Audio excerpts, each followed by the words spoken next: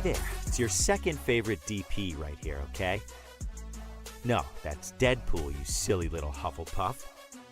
Anyways, I'm gonna need you to shut up that pretty little mouth of yours and pay attention because the show's about to start, alright? And, I don't know about you, but I know who's my vote for sexiest ex-soldier turned pop culture show host. Alright, enough foreplay. Let's get on with the show.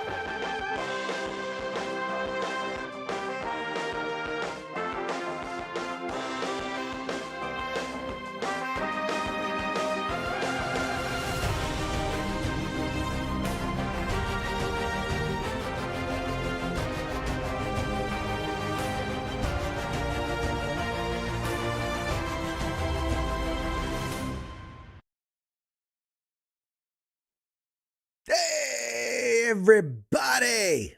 Welcome!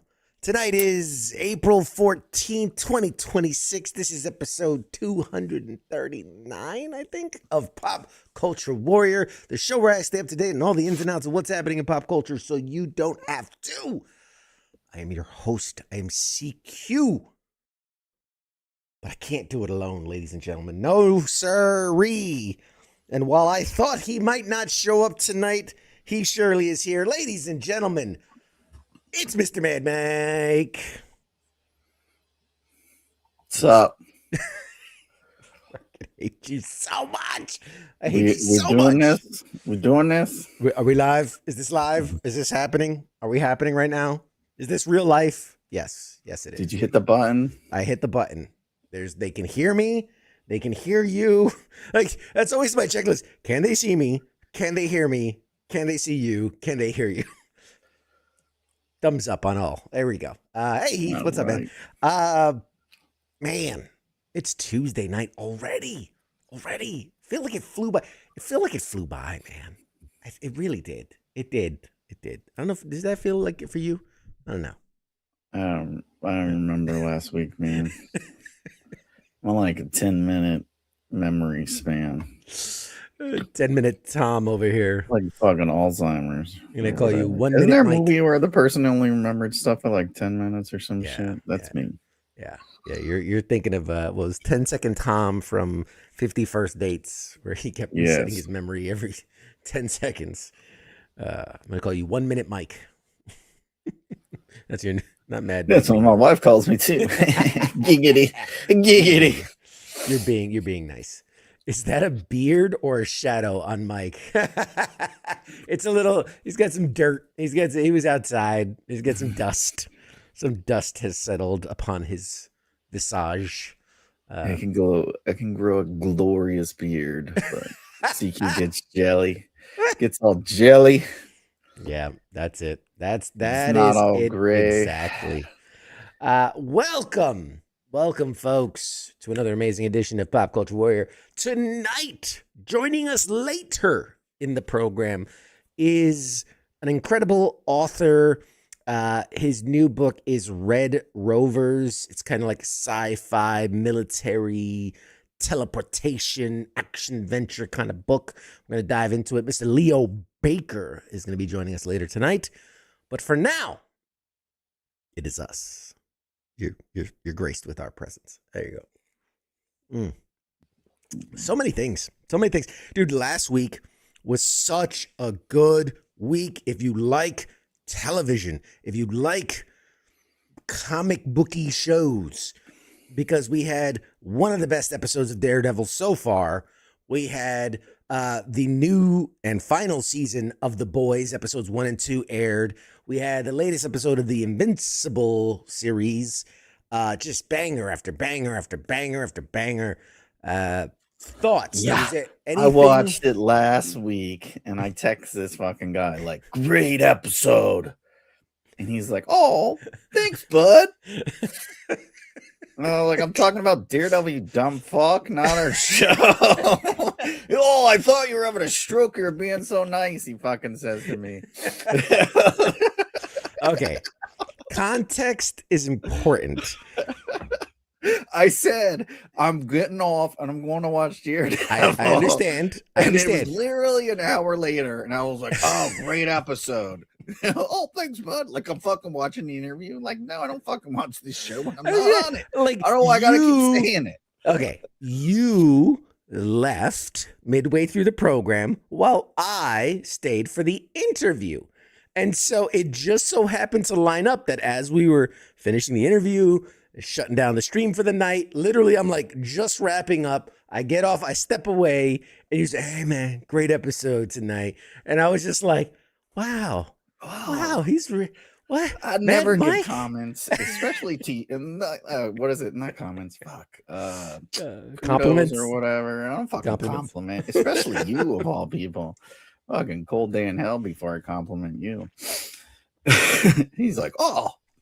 Such a nice guy, man. That's so nice of you. I was like, I really needed it. I've been going through it. Man. I was down in the dumps. It was a hard interview. I was just about to. But you really? And he's like, not you, you fucking boot. And I'm like, emotional damage. Emotional. Like, threw his phone across the room. Like, fuck, it was bad. Guy. It was bad. Anyways, so it was an excellent episode. But yes, Daredevil finally rising to his potential. Yeah, that was super cool, man. Watching him in the covert suit, not some gay like white fucking bullseye or red or whatever the fuck, like, how's that camouflage? Like, where do you go? The only place reason works is if he's outside a Target. Give him some pleather, some like Matrix style pleather, you know. It's funny how they like design these. I don't know, because it's like the 60s and everyone was fucking tripping balls all the time, but it's like you still carry it over. Cocaine is a hell of a drug. It's funny when they carry it over and then you're like, oh, why did people not like this? It's like you made them fucking look stupid as shit. Like, for real though, it is hard to, like, how do you pay homage to, you know, some of the original suits while, because here's the thing, you look like Spider-Man, you know, is practically the same since like the 60s, 70s. I had like the modern kind of version in the 90s with the McFarlane, but is relatively stayed the same with your Batmans and things like that. You know, Captain America is like, there are a few heroes that have like really stood the test of time as far as their suits and things like that. You know, you look at like Hawkeye, right? And it's ridiculous. It's fucking purple. Like, who the fuck wears when you go outside and you see somebody wearing purple? Like, the hood with the ears and then like the flared boots, the 70s style flared boots. It's like this guy gets this shit custom tailored to look like a douchebag. He's like, I paid $3,000 for this suit. Like, you're a fucking dumbass. You know, so it's I empathize with like the costume departments, because it's like, if you don't do it like the comics, well, you know, oh, they didn't stick to the originals. And then if you're like, okay, well, let's do it like modern, and it's like, oh, everything is, it's all just belt buckles and leather and stuff, and it's like, you can't win. You can't. What win. else are you gonna do? Like fucking, like when they did the X-Men, everyone was bitching, and it's like, yeah, that's more accurate. They're not gonna fucking wear these bright ass. That they just did that shit because they had a bunch of fucking excess paints laying around. They're like, we gotta fucking use all this shit up. I only got purple and pink. Well, make the fucking gayest character Hawkeye those colors. Like, fuck. Because I mean, there's only so many characters that can either be like all black or like red and blue. Like that's it. So they're like, fuck it, you know. You gotta make it appealing. It's art, and you gotta make people want to read it or whatever. It's gotta jump you don't off need the to page. make the movie the same fucking way, you assholes. Yeah, you know. I want him in a pink suit. It's like, shut your fucking whore mouth, one person. the one truest, the true guy that's like, it's not cute. Fucking, he's supposed to have a real Falcon. It's like, yeah, what the fuck is that gonna do? Thing flies at like 3 miles an hour. I would love, like, because in the comics, you know, Falcon had a real Falcon and it like had like a telepathic communication with him. But like, I would love them stupid suit too. Remember, wasn't it like oh my god, red and white, and it had like, it was like sleeveless and goggles. I can't do sleeves. Everyone knows if you have a Falcon, you have to show the guns. It's like so non-aerodynamic. But the what would be hilarious is for movie Falcon to have a Falcon, but like he doesn't have the telecommunication. Yeah. With it. So he's just like, come back, and the bird just does whatever the fuck it wants. Come back. It's like, go get him. The fucking bird from the John Cena show. Oh yes, Eagly and Peacemaker. Like the same thing. It's like, just does whatever the fuck he wants. Does whatever the fuck he wants. He's like, come on, man, come on, bro. Listen to me. The mutant Falcon. Yes, it is a mutant Falcon. But anyways, yes, it was a good episode. Daredevil, still, like I said, no Jessica Jones. Gonna be the last fucking episode. A bunch of cocksuckers. They gotta hype you up for the final few episodes. To you, Marvel, you fucking sandbagging mother effers. Yeah, that's where you draw the line. But it was good. I like the bullseye. I think it's a little far fetched, but it's entertaining. Yeah. I mean, the dude, like, he's like this. It's like his power is accuracy, like, and he does this, and that fucking knife flies at like 7,000 feet per second. It bounces like 6 items, and hits them with enough force to like impale them. That's just like, wait, he's just like incredibly accurate. I didn't know he like was super fucking strong or whatever. Like taking a little liberty there. I know. Like here's the thing. When he like flicks the coin at the TV with the little boom like that, and it like busts the glass, I'm like, you could do that if you wanted to like change the channel, right? You're like, bam, change the channel. Believable. But like, I'm gonna, break open the screen of the TV because I just flicked it so hard. Nah, that's a little too much. And then he's like bouncing those little knives off shit, and it's killing 17 dudes. I don't know. It's entertaining, but at the same time, I'm like, this is not like what he does. It's kind of not his whole thing. I did love the when he kind of like leans down to the guy in the counter. It's like, you shouldn't have a dog. It's just what was it? It's unsanitary. He's getting all pissed because the guy brought a dog in the diner. It's like he just murdered murders 17 people in there. There's blood, like blood everywhere and brain matter everywhere, and he's like, this is unsanitary. God, I love it. I love it so much. Fun. It's good. Better than Colin Farrell. Yes, and so as we kind of discussed last week, like this was the big episode where they had the big boxing match, which I was watching with my wife, and I was explaining, like, I laughed when they announced the gym that it was going to be at, and she goes, I don't get it. And I'm like, dude, it's such a dick move. Like, that's his dad's gym. That's where his dad boxed, and Kingpin knows that. Like, so he's like, treating that like holy ground for Daredevil as this kind of like, stunt space. And I was just like, it's such a Kingpin thing to do. Like, I'm just going to, shit on you while you're on the ground. So yeah, it was, I like it. They show he's so strong, even though he's like, doesn't look like it. Yeah, dude, he beat the snot out of it. So here's my take. Sorry for anybody that didn't watch the episode. It ends with a really cool moment where Bullseye threw the glass award thing. And now, awesome that Kingpin blocks it. Although, if we're being real, Bullseye's whole thing is that he doesn't miss. But either way, he breaks it, and we think it's all in the clear. And then turns out this girl got impaled. Do we think she's dead? Or is she just like hospitalized? I think so. Well, they might do a coma thing for a little bit, but either way, I don't know. She's probably dead. She's dead. And it's going to send them on a spiral. Yes. And then we're going to get evil, Kingpin. Yes. And just when you thought I was out, you pulled me back in. That's what the whole episode is about, how she reins him in. They literally say it like word for word. The but then governor also it's a lot of or whatever meets with her. And she's the governor, I don't like him, but you, whatever. Yes. So it definitely seems. Now, I'm a firm believer, right? Comic book properties. You don't see a body in a casket with a tombstone, they ain't dead. And even then, it's comics. They probably could come back.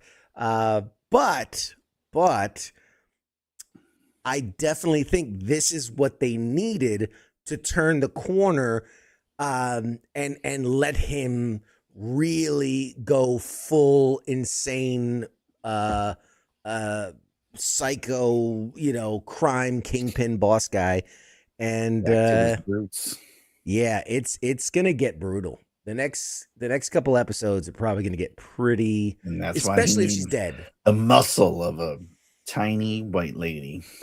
He needs a nice strong white lady to save him. Another one. He's already got one. He needs two. So I definitely think I'm excited to see where they take it. I wanted to ask you something. Yeah. The guy, the tiger, with the Hispanic tiger dude. What the fuck's his White name tiger. Again? White tiger. Oh, yeah. It's kind of opposite of racism. Reverse racism. Yep. Yeah. I thought the necklace was the thing that gave him the powers. Yes. And that little chick, what's his niece, right? Or is it daughter? Niece. Mm-hmm. She's running around with the thing around her neck and she has no powers.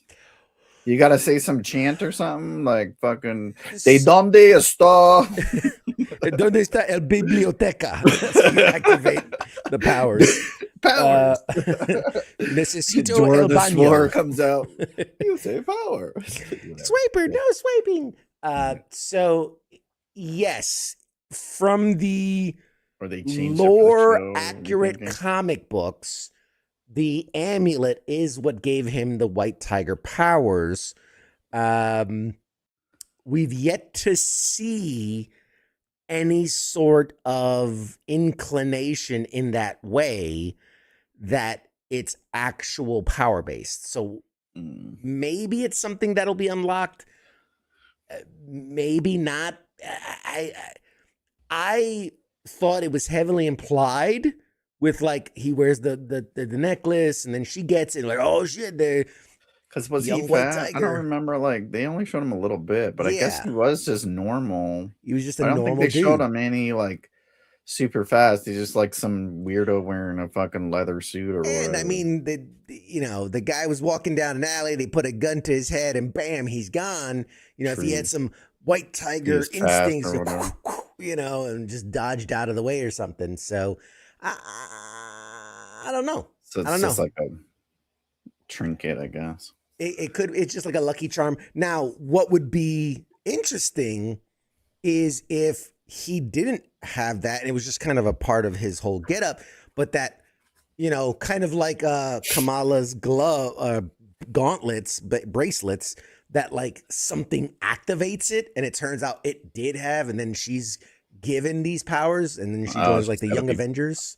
Put in like a, gotta get the adrenaline pumping or whatever. Danger, danger, danger, Will Robinson. So yeah, it would. I don't know if they're gonna lean into that more or not. Yeah, I was just wondering that. I was like, she's fucking rocking that shit, and she doesn't like feel like, whoa, man, I can't go to sleep at night. I clean the whole house.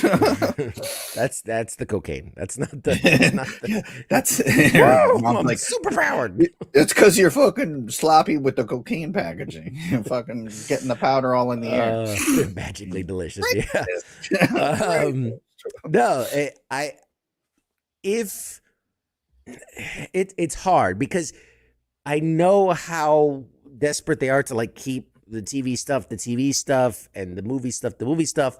But if we're going to build to this kind of Young Avengers, which again, we've seen America Chavez, we've seen Miss Marvel, we've seen Cassie Lang, Stature, we've seen the new Hawkeye, Kate Bishop. We've seen, like there's so many of these teens, the Wiccan, the Speedy Kid, and like we've seen them, and so it's like it makes sense that they're leading us down that path to a Young Avengers, I don't know, series or something.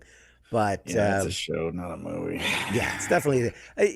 It's like the Runaways, right? The Runaways show, it could work. It could definitely work. So yeah. I can't. But who would they battle? Like, who would the Young Avengers battle? Yeah, that's like Young Justice. It's like you get all those stupid like remnants and shit. It's kind of lame. Yeah, it was like you bring in like Kid Loki. They had to battle like Kid Loki or something. It's like always the dumbest. I always thought it was the dumb. I never read them. It's the dumbest shit because it's like it's the B team. It's like, oh, I'm gonna go to the strip club in the morning. Like when they open, it's like, no, you don't go then. You go at fucking night, you weirdo. Hey, like but the nobody buffet, wants to see this shit. The buffet, something shouldn't be seen. The buffet's on point, bro. The buffet's on point. You can't knock it. But yeah, so I think it's stupid. But then I like how he put fucking Matthew Lillard in his place. Yeah, that was interesting. Beat that guy's ass, motherfucker.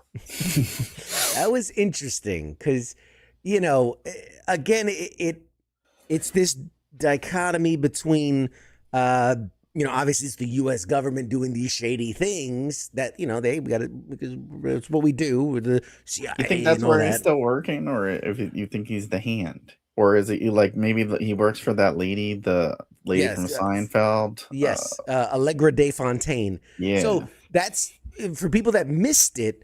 When the assistant governor or whatever was in Fisk's office, when he was like, oh, okay, yes, Miss Fontaine, like he name drops her.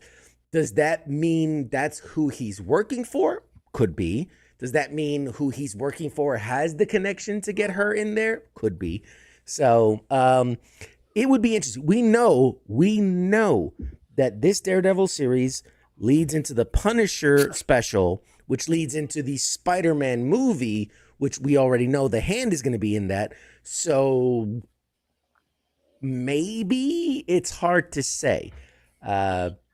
Speaking of which, fuck, that was a good trailer. Yes, man, that Spider-Man trailer is so good. No, not Spider-Man, you fucking boot. The Punisher trailer. I know. Punisher. I gotta throw in The the realest of heroes. The realest of heroes. No, the Punisher, what's it? One More Kill special looks phenomenal. It really, really does. Cray. It looks good. I'm excited for it. That'll be, I think, 1 week after the Daredevil season wraps up. I'm excited for it. Although, and this is the one thing that irks me, and I don't know how you fix it, but because everything's connected and because you have to promote things, we kind of know that based in the Spider-Man's promos, you know, we see the hand, we see this stuff, we see Punisher, so we know like he's not gonna die in the Punisher series, right? That takes some of the danger away for Frank Castle, because we're like, well, we know he pops up in, you know, whatever. And then there's certain things where like if you read into it, you can kind of put two and two together, right? Because in the Punisher trailer, like, he's got the big beard, he's fucking super like but then in the Spider-Man trailer, he's clean shaven, he's got the nice haircut, you know, he's playful bantering, you know, with Spider-Man. He's back on his meds. He took his PTSD meds. Maybe smoking a little marijuana. He finally got that VA appointment. He got that VA. He got his 100%. It's a long wait time, all right? In between, you know, you got a 6-month wait to your appointment. You killed a couple hundred people. Yeah, you know, he's happens. cleansed his soul. He did some like, of that. Okay, we can fit holistic... you in. You just killed 150 fucking bad guys. We should probably squeeze this guy in. He's kind of a priority. No. He got his 100%, so he's good. He's like, oh shit, I'm good. Oh, bet. I'm much happier now. Not gonna fuck with Spider-Man, you know. Yeah. So there's that, and you know, obviously, we're already and this is I can't help it. But like I've already seen set photos and behind the scenes photos for next season of Daredevil, and they're already leaking them, and it's like, and if you just use your eyeballs, it is major spoilers. Adam says, "Tap me in. I have strong feelings." Let us know, Adam. Let us know, what are your feelings on this, because I'd love to know. But it just because like I'm excited to see more is coming, but you gotta you're not gonna get what you're thinking you're gonna get, because they're already showing you like, oh fuck, man, it's not going where I thought it was going. Yeah, and like, not for nothing, but you see a set photo of the gang, and they're in a prison setting, and one of them's wearing a orange jumpsuit. You're kind of like, well, I guess one of them's going to be in prison. Locked up. Like, you know, use some common sense, people. I love seeing the cast photos and all that. I do. But if you're in costume, if you're on set, just wait till after the fucking season, at least. Seriously, don't spoil it for us, man.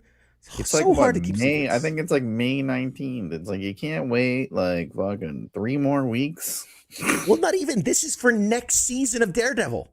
I know, but I'm saying you just release those things in 3 weeks when the fucking season ends, so you're not spoiling it for us. Oh yeah. But it could also be. It might not be from this season. You know what I'm saying? Like it might be because they're filming next season now. So that's what I'm fucking saying. You're watching this shit they're filming for next season, and it's ruining this season that hasn't aired yet. Right. So wait to release the spoiler fucking pictures of you guys on set until season 2 fucking ends for the 3rd time. It can ruin next season, not just this season, but next season. Because maybe he doesn't end up in prison in this season. Maybe it's in the first episode of next season. Well, I just want to know after I watch this season, because I'm already fucking know what's gonna happen now. Adam says, that ain't my Punisher. My Punisher don't wear skinny jeans and doesn't have his body hair lasered off. I mean, is that is that acknowledged? Is there somewhere, did I miss a scene in one of the shows where he has a body hair lasering appointment that I missed? Somebody's paying a little too much attention. Did they release like a side comic that like the tie-in to the episode? I didn't see that part. Maybe he's just so swole, those pants are just tight on him. Okay. And he can't really get out to the store because he's having a fucking depression PTSD episode. Oh god, that's awesome. Fucking talking to himself. You think he has time to be like, hey, by the way, those pants are a little too tight, brother. Let's stop in here. Let's go to the Old Navy and get you some for those of us that are post-service. Everyone's pants become skinny jeans at some point. Yeah. Because things get a little tight. Pants I fucking left with. Things get a little still tight. Fit. Like, bitch, that shit's fucking screaming. Yeah, and the laser body hair, maybe that's the only way he fits. It's too puffy, so he has to. It's just fucking his hair just rubbed off from wearing a fucking flak jacket all the time. Yes, right. Yeah. Why doesn't anyone shoot him in the face? Because he is such an excellent. Have you ever seen soldier. Cops try to shoot stuff? Like, they have like 2 hours of training. They're not hitting anyone in the face. I was like, because he's just. And you see some fucking crazy veteran with a beard and a fucking skull printed on his flak chest, and see how good a shot you are when he's fucking just killed 13 of your fucking fellow cops. You guys were just sitting at Denny's, fucking eating fucking grand slams, and all of a sudden you get a call and you show up, some this fucking psycho with a beard and a skull on his chest is fucking just blasting people slinging away. lead, and then you got some fucking dude in a red skin tight outfit with devil horns flying around. You got another guy that's fucking flicking knives at 1,000 miles per hour. Not even I'm knives, fucking not forks. hitting nothing. I'm just I'm just throwing the gun at I fucking quit. Oh, I got paid fucking $40,000 a year. I ain't getting involved in this shit. I just want one guy to be like, you know what? Fuck this. Just throw down his gun and run away.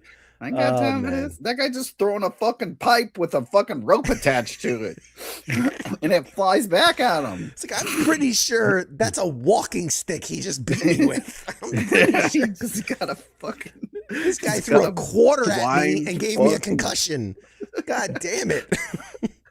Like, fucking half the force is on workman's comp and you want him to do headshots? Like, fuck's sake. Workman's comp, man. Half those dudes are in the fucking morgue. The other half's on workman's comp. I was telling the wife and kids, because they're like, man, he really beating the shit out of them. Like, they're just sleepy. They're just so sleepy. He doesn't kill anyone. They're just sleepy. They're just so very sleepy. Very leaky and very sleepy. Yeah. You could lose about 13 pints of blood. It's fine. Yeah, you're fine. You're fine. Again, I didn't see no caskets. I didn't see no grave. There was no headstones. They're fine. They're perfectly fine. Still waiting for him to bring Froggy back. Foggy. Not Froggy, Foggy. Foggy Nelson. Tomato. One man's Foggy's, another man's Froggy. Speaking of Matthew Lillard, did you see him fucking running in his boxers? Some guy broke into his house. No, I didn't see that. Like this morning. I didn't drop it in the group chat. God damn it. Yeah, somebody broke into his house in the middle of the night. It's like his house camera. You just see him running out. Come back, bitch! Like, come on, you want some? Like, fucking chasing him down. Like, cursing that can't be real. That can't be real. Where you going, you little bitch? That can't be real. I'm sorry. It's fucking real. We'll Google that shit, bitch. No, I can't. I saw it on Instagram. Everything on Instagram's real, man. I saw it on the internet. It's got to be real. They got Sasquatches, like snowboarding and shit. Tell me that shit ain't real. Fuck you. Let's see. Hold on. I gotta Google it. It's fucking great. I was like, holy shit, this guy's awesome. Let's see. It's a TMZ, I think, was the one that posted it. I'm not seeing. I don't see nothing popping up in the news feed. Anyway, Matthew Lillard. House intruder. There you go. Yep. Camera footage showed actor Matthew Lillard chasing a naked alleged home intruder off his property through freezing snowy conditions. He was naked. He's in his boxers. Wait a minute. This can't be real. This can't be real. Motherfucker. This can't be. I don't believe it. I don't believe it. Totally him. Underwater in freezing cold weather. I'm getting closer.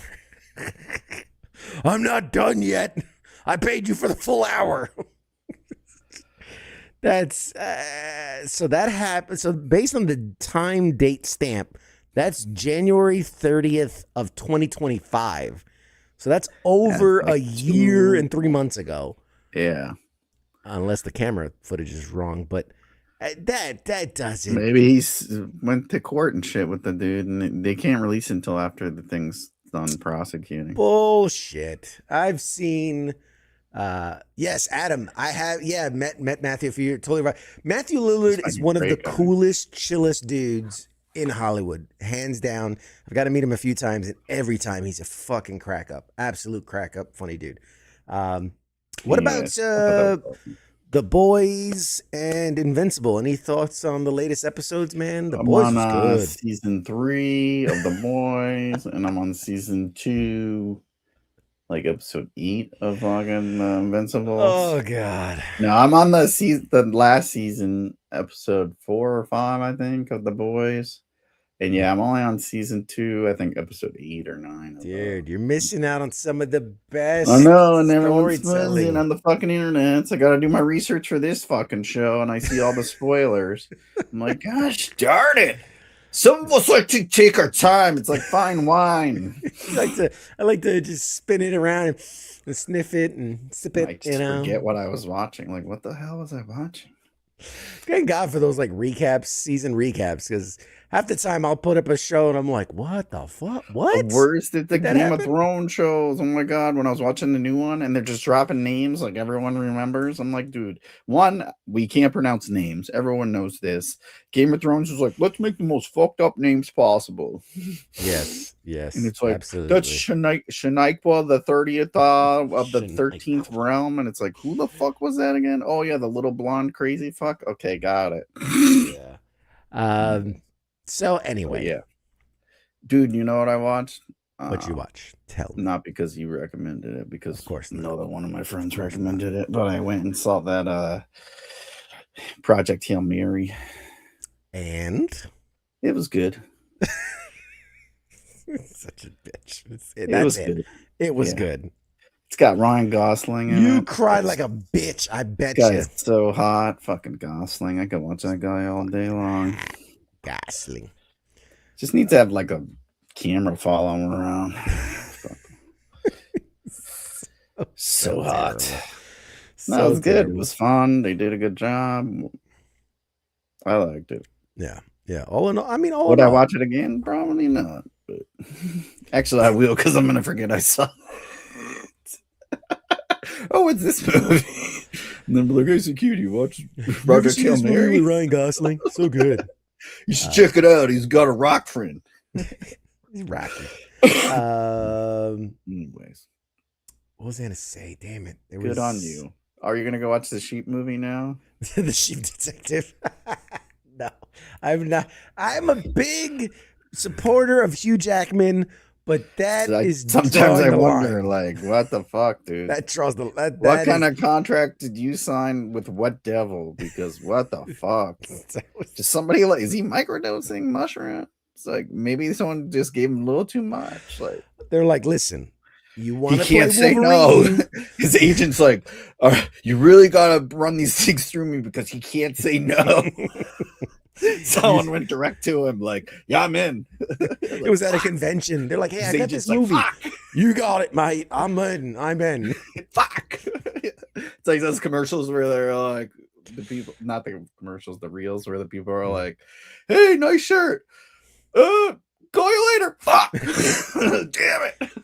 Oh God. Can I get a please burger cheese? Damn it. Please burger cheese. The Boys was really good. I won't spoil anything, But the dude with the magnificent long schlong is in it again, and he can. Ooh, he's it's my like favorite character. he like it's so funny because he like whips people with it. He's Yeah, like, what's his thing? whoosh. You're just like, What a weird. it's such a like. It's bad enough to be whipped, but to be whipped with someone's member is just. But again, it's like how much. It's just like emotional damage.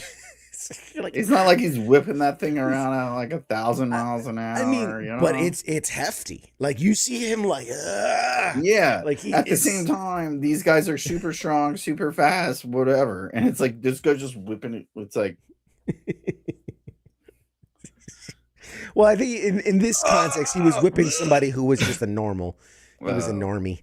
But yeah, there was a prison It's an average full of day in like prison.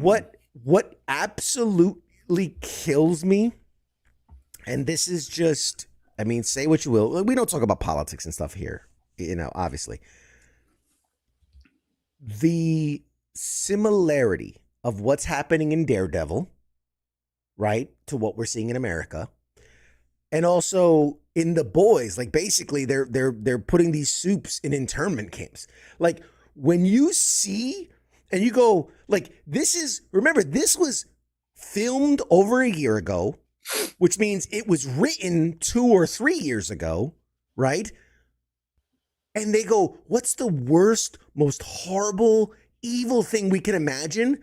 And now you're watching this, you're going like, yeah, that's like I see that shit all the time. Like that's on the news. That's outside. Like it's so crazy to me that what they thought was like, what's the worst thing we can do to these characters? That's just everyday life for us right now. Like that. Yeah, is it? No, it's just their left's like, oh, let's play on their fears. It's like nobody's in internment camps, like none. And there's no superheroes. What world do you live in? Fuck's sake. That's the takeaway. The superheroes. Yeah, Trump's putting all the superheroes in camps. Like, what the fuck? What did I miss? What news do you watch? You're obviously not up to date. Let me get some of that news. Fuck. Damn, I've been living in the fucking Matrix this whole time. I better wake up. Superheroes everywhere. Shit. Hey, it is what it is. I'm just saying. I was in New York, and they did have posters. They want this guy Matt Murdock. He's missing. Yes. Gotta some save other guy Matt with the Murdock. red horns. That's like wanted. Kind of a big deal. In some news, let's talk about some pop culture news. I love this article. I love the idea of this. Xbox boss, the new one that just stepped in, declares that Game Pass is too expensive and needs a better value equation. Love that. Agree 100%. Love that. Like, but you ever get the feeling that like they're like, you look hungry. Here's a plate of shit, and you're like, wait a minute, like they're saying the good thing, but with the bad intention. You know what I mean? Pandering to us. Like, she's just trying to win us over. It's like, are you really going to change anything? No. Because why would you cut that revenue stream? Like, you know what? We got too much money. You know? I'm reading between the lines. I'm reading betwixt the lines in that we want to give you more options. So here's a $4 cheaper tier, but it has ads every 15 seconds. You know what I mean? Like, that's... Don't give them ideas. Now you're gonna be like in the middle of the game, and you're gonna be like, "Are you struggling with anal warts?" It's like every time you pause, try this advertisements. Yeah, dude, it's bad. But like, that is, 100%. I guarantee you, those are conversations being had. How do we go about it, like Netflix and all these subscription services, where we can squeeze more ads in? Because here's the thing. Less and less people are watching TV, right? Typical normal TV. And because of that, that is a lot of ad revenue that is being pulled from network TV. That's money that's available that they want to put somewhere else. So they're going to start putting it on, on your web browsers. They're going to put it on your streaming services. And I guarantee you, Xbox is like, how do we get some more of that ad revenue and shove it down their throat? It's going to happen. It's going to happen. I mean, they've already talked about in movies. They're like, we're going to double the commercials before movies. And it's like, you fucking kidding me? Talking about? What the fuck? You mean previews? Like, no. Obviously, you haven't gone to a theater in a while. They before the was previews just even fucking start. Sunday. I show up late. You fucking asshole. That's what it is. Before the previews, they start running commercials now. Now there's. You mean like way before the movie? Like, yeah. When they have like fucking Mario Lopez and shit, and then they're like, play the game. You're talking about that time? Sure. Like if you're half an hour earlier, and it's like, oh, half an hour early, like watching Access Hollywood and shit. Yes, exactly. It's or the theater version. Like the fucking where they had the roller coaster with the popcorn and the Coca-Cola, that type of shit. Like, I don't understand. That's the only thing I see. It's like roller coaster, silence your cell phone, popcorn, refreshing Coca-Cola, and then you go into 17 trailers, and then the movie, and then you're like, what fucking movie am I here watching? And then it starts, and you're like, is this a movie or is this another trailer? Oh, shit, this is the movie. That's right. I fucking came here to watch fucking Ryan Gosling. Got it. Someone please in the comments tell me that they know what I'm talking about. Because am I the crazy one? Am I the crazy one here? I've never been to a movie where they played any other commercials besides that fucking... Let's go out to the lobby. They haven't done that since the 80s. Let's go out to the lobby. And either way, you just show up later. If they want to do it, play all the shit you want beforehand, and then I just know that I have to arrive an extra 5 minutes later. But what they're saying is having like the start time at 8, right? It's listed as, hey, movie starts at 8. But then like that's when they start the commercials. Then you get to the trailers. Then you get to the movie starts at like 9:20 now. Yeah. And that's when Mad Mike will be there, 9:15. And I'll be like, man, I saw that one trailer. That was pretty good. I don't know. I just, anyway. Catch on to your scheme. Now, the trick would be to put them during the movie. Like fucking, when you're watching Prime and shit, you're like, oh, fuck. And it's like the worst possible edit. They're like halfway through the line, and it's like, fucking, you got hemorrhoids? Do you bang dudes in their butthole and you have HIV? Well, we got the cure for you. It would only cause death. Fucking bleeding out of your eyeballs. All your hair will fall out, but you won't have AIDS. Yes. Now back to your show. And you're the guy's like, fuck. So back to the news story. The new boss over at Xbox is Asha Sharma. Asha Sharma. 17 times fast. That's a tough one to say. Wants to make Xbox and PC Game Pass more affordable in the future. This is courtesy of a leaked memo that's been shared, in which the Xbox head and Microsoft Gaming CEO told employees that the current model of Game Pass isn't the final one, and it requires a better value equation. She also mentioned that it will evolve long-term into a more flexible system. Anytime I hear that, I immediately think of ads. Like that's the first. Every time a system's been like, hey, we want to give you more options. It's like bullshit. Yeah. You want to sell us more things. You want to make sales and ad revenue, and you want to. They're gonna fire our ass. I'm like, nah, you're fucking out.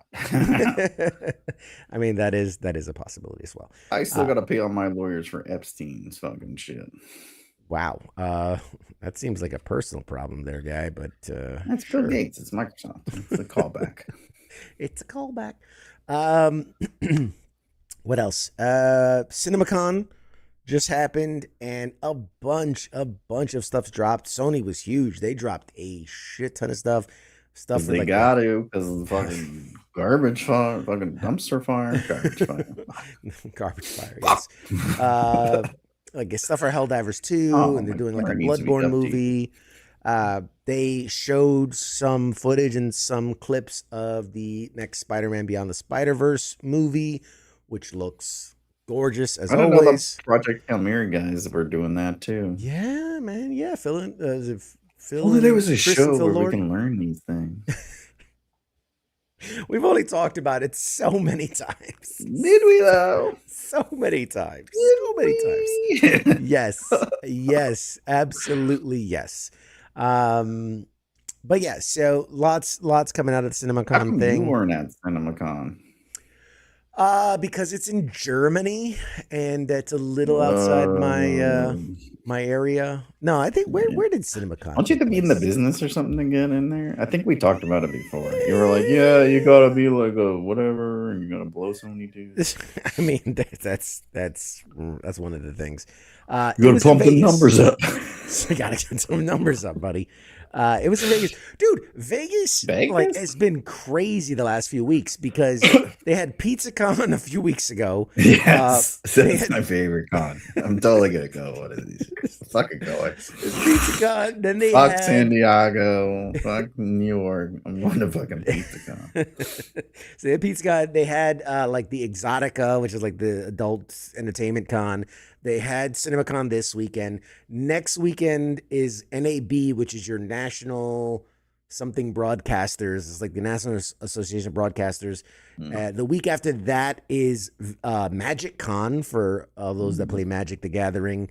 Like it is just week after week of stuff. But besides all that, I really do want to get to CinemaCon, but I don't think. I don't think I would. Let's see. I'm curious now. So to apply for media credentials to CinemaCon, don't put it on the internet. So all these assholes are gonna apply now. Well, you got it. How are they gonna prove? You have to show a bunch of shit. You have to There's stuff. It's stuff. It's a lot of stuff. Yeah. So Anywho, we'll talk later. CinemaCon next year. We'll go PizzaCon. We'll stay for a week and then we'll go to the other one. There you go. There was something else I watched. I was going to talk about. I should write these things down. You throw me off. God damn it! I always have this and this and this, and then you just randomly throw some weird thing in there, and I'm lost. This is my whole thing. That's kind of my whole thing. What else? Lots of shows coming back. Dexter got another season. Did it? Yeah. Dexter Resurrection is getting a season 2. They're bringing back. About that. Yeah, they're bringing back. Uma Thurman will be back. The fucking fat dude that was in the last season, he'll be back. And then they got a bunch of other like big name talent that's coming to it, including what's his name, Brian Cox. Oh, nice. Legendary actor. Yeah. He'll be in it. So this is gonna be a bunch. That's the whole thing. It's gonna all be freaking cameos from now on, super cameo stuff. Because that's what they did the last year, right? Kristen Ritter, you had the dude from Home, you had Neil Patrick Harris, you had all these Peter Dinklage. Yeah. That's just everything. Every season now is just going to be a huge cameo fest of how many celebrities can we shove into this project. But more Dexter is not a bad thing. So, we were talking about it before the Metal Gear show. So apparently, Metal Gear is actually finally happening. They've been talking about this for goddamn 30 years. They've been trying to take this goes back to the same conversation we've had a million times. There are certain properties that it's done. Like, just take that and put it and film there.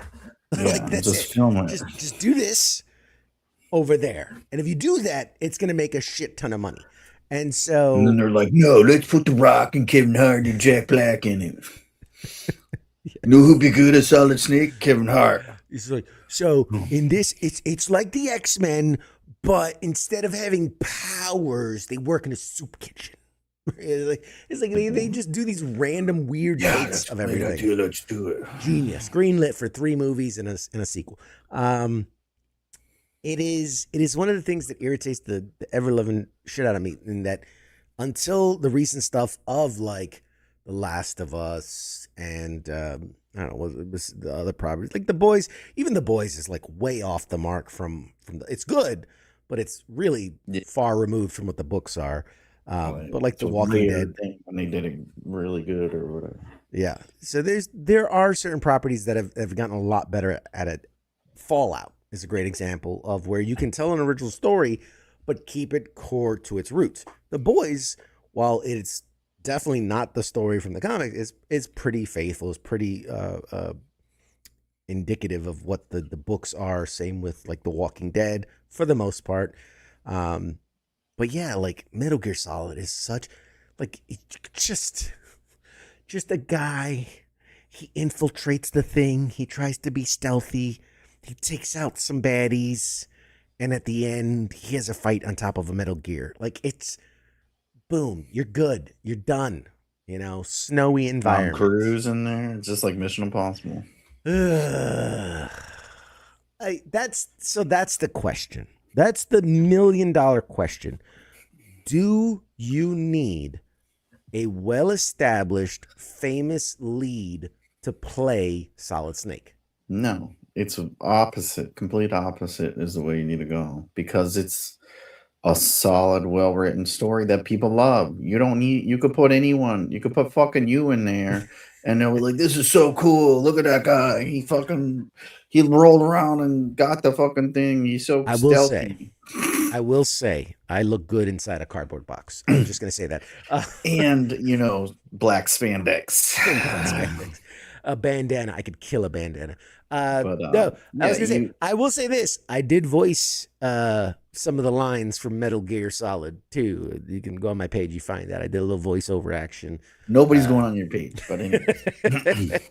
You could find my clip where I But voiced over it's the Solid Snake. perfect. I think it's better they don't do that, and you have some nobody like that you want to use for other shit. Let And let the material speak for itself. let the role be the star. Let Solid not X and X, superstar is Solid Snake. Like let Solid Snake be the character that it is and live through this whatever actor they get. I agree. It's better too because that guy is hungry and wants to do the thing, whereas like you're the Rocks or whatever, they're like doing it because they're obligated to do it. So they're phoning it in. They're like phoning it in. Like, I don't want to fucking. What do you mean he's just a box? Like, what the fuck? This is stupid. Whereas some guy that's like, he's fucking living in an apartment in New York with 7 other dudes, like paying $3,000. He's like, fuck, I want to make this show work so I can get out of here. He's doing he's one gonna finger put his heart push-ups. into it. Like, I am the box. The box is me. I am the snake. Wrong movie. Just focus on I'm a slithery snake. I'm a slithery snake.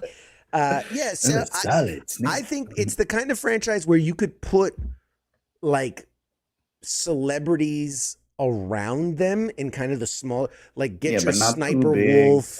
Yeah, your Revolver Ocelot, your Sniper Wolf. But the core of it, your Roy Campbell as the Colonel, your Otacon, and your Solid Snake. I feel like lesser known, fresher faces, and then you populate it with some big names, around the outskirts, and you can sell it. You can make it. People are saying Alan Richardson because he really wants to be Solid Snake. Well, he wants it. I think he's a phenomenal actor. I think he's got some great range. I do. He's got some good range. He's got some good range. I've only seen him in Reacher and fucking Smallville, so no, he's I didn't watch this movie. That movie he did was supposed to be pretty good. I did see the footage of that his neighbor shot of him, which I thought was really good. That was great. He really hammed it up for that one. But it was all AI. It's fake. Yeah, he's still too like I like him as like what they did with him for Reacher. It's like like that shows like there's no big huge celebrities in there. Yeah, like he wasn't known really. Do that with the Metal Gear Solid. Metal Gear Solid. Yeah, I think there's again, but he's too big, and it's like I don't think he's right for the role. Yeah, absolutely. I'll give you a freebie. I'm not going to charge you $250,000, but he's not right for the role. I just saved you guys. I just saved you guys a bunch of money. We're switching to And that he's too busy doing Reacher. We still need fucking our other seasons, you assholes. Yes. Isn't there also they're doing a spin-off show too of the chick, right? Apparently. That's what they always do. It's so frustrating. Anytime they Just watching Tulsa King and they're like doing a spinoff with Samuel Jackson. Oh god, it's so bad. Like the dude can't even stand up straight. And you want us to believe he's like whacking dudes? Like even Stallone, it's like hard to believe in that show. Like he's not beating anyone. They have a hard time. He has a hard time seeing his lines. He's like out of breath all the time. It's like, dude, you're 85. Like, just tell your kids to buy less shit. Oh god. But I was watching it and Samuel Jackson, he's like in the fucking like last episode, second to last episode. And it's like he's all like, and I'm like, fuck, dude. It's I feel his pain because it's like I'm always in pain walking and shit. And I'm like, dude, he can't even stand upright. Like, it's hard watching your heroes get old. Yeah, man. I mean, shit, he was old 30 years ago. Right? When he was in the fucking Avengers and shit. He's like pushing. I don't even know how old he is because you know black don't crack. But there's a great thing where he signed on. He signed on to do the Avengers and do the whole Marvel thing, and he's like under one condition. He's I don't run. I don't run. Never put me in a scene where I'm running. And the closest they got him to is the one scene in like the first Avengers film when he's like running onto the deck and he's got the rocket launcher. And they're like, he's like, that's the one and only time. He's like, I'm not doing it again. And you think about it, in every scene he's ever been in, he never moves very quickly. Yeah. It's always very slow. That's how I am. That's in my contract too. Like, I ain't running. That's the only reason he signed up for this show. He's like, I get to just sit the whole time. Oh yeah. What? Bet. We right get to walk. He still does the, he tries to cover up by doing his little Bob swagger, but it's like somebody said we look like ketchup and mustard. So no shit. Yeah, I didn't think about that. Look at that. We're matching. We're just we're a pair, man. We're a pair. He's jealous. All right. Got what we're talking about. We're gonna be. It's the top of the hour. We're gonna jump to a break. Hopefully, our guest should be joining us here any minute. And when we come back, we're going to be talking about the new novel, Red Rovers, with author Leo Baker when we come back. So, Mad Mike, thank you for joining us for the first hour, as always. And we'll see you down the road. You're welcome. All right, guys. We're going to take a short break. We got more show for you right after this. Shots.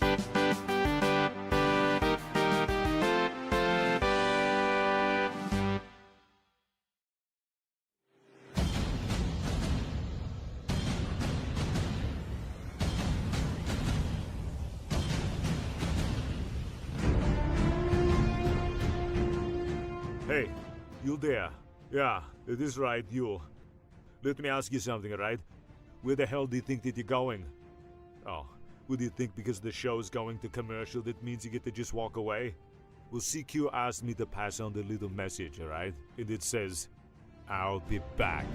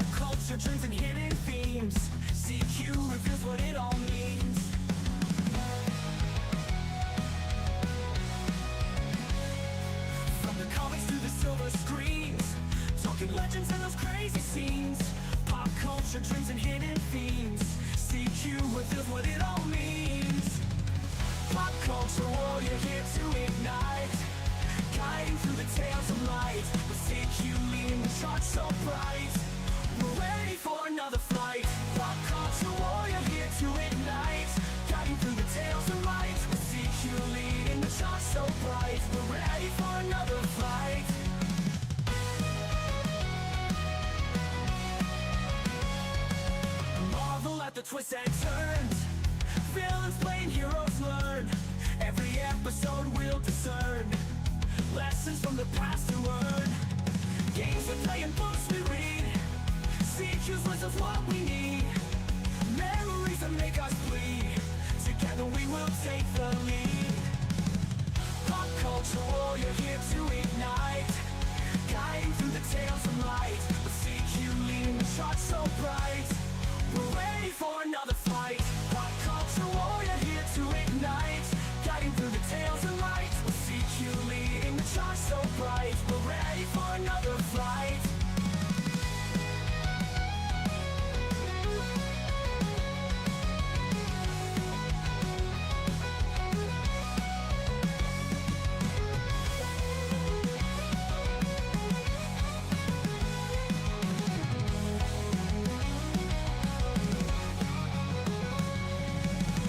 Pop culture warrior here to ignite. Guiding through the tales of light. With CQ leading the charge so bright. We're ready for another flight. Pop culture warrior here to ignite. Guiding through the tales of light. With CQ leading the charge so bright. We're ready for another flight.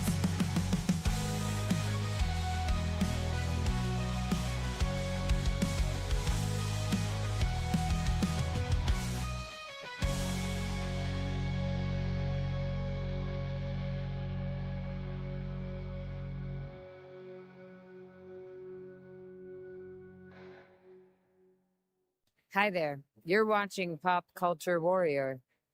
This is the way.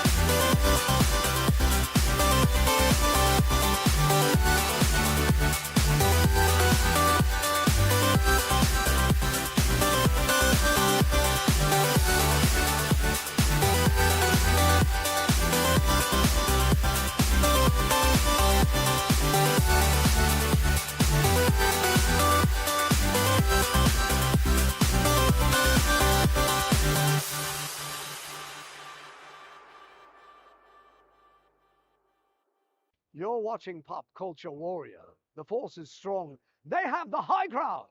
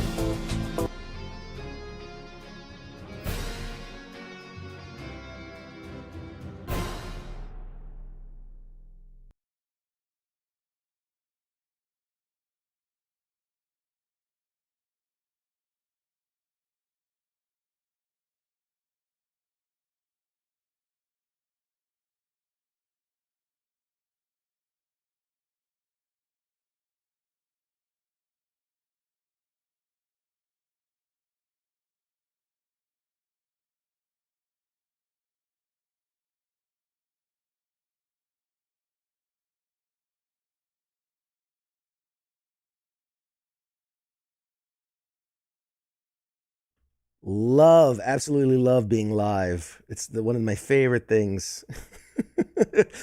All right, here we go. There it is.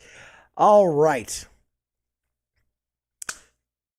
In the world of storytelling, there are creators who just write, and they're the ones who build entire worlds you can just get lost in. And tonight's guest falls into that second category. He's an author who's carved out his own lane with bold ideas, layered characters, and stories that don't just entertain, they stick with you. He's been steadily building a name for himself, and now he's back with a brand new project, Red Rovers. It's a story that blends tension, imagination, and the kind of what happens next energy that keeps you turning pages way past when you probably should have gone to sleep, because none of us gets any sleep here.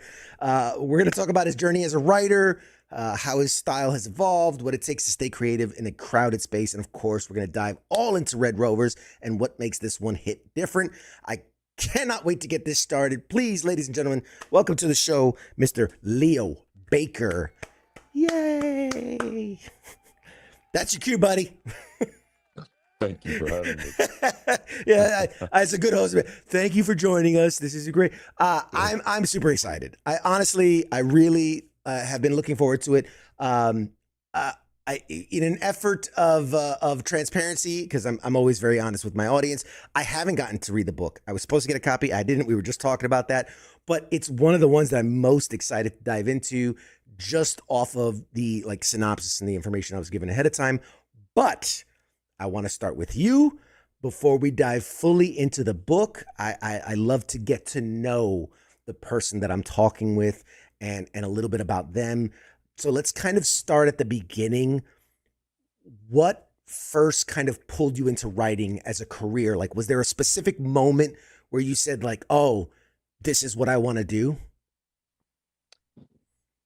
There was not a specific moment, but my earliest efforts in writing were technical and journalistic. It was I responded to ads that there were people were looking for writing in local newspaper, and then in the capacity of doing some technical writing, and found that there was something to it that then led me ultimately to work. What led me adjacent to this world, working as a government contractor and doing technical writing, then working in the capacity of historical writing, so documenting things. And those are the things, obviously, that are had me adjacent to the world that fascinated me, that I continue to write about. And a lot of that is ghostwriting. So this writing later, as is the case with Red Rovers, in a way where I'm putting out my own story instead of writing someone else's. I guess that is maybe the best way to sum it up.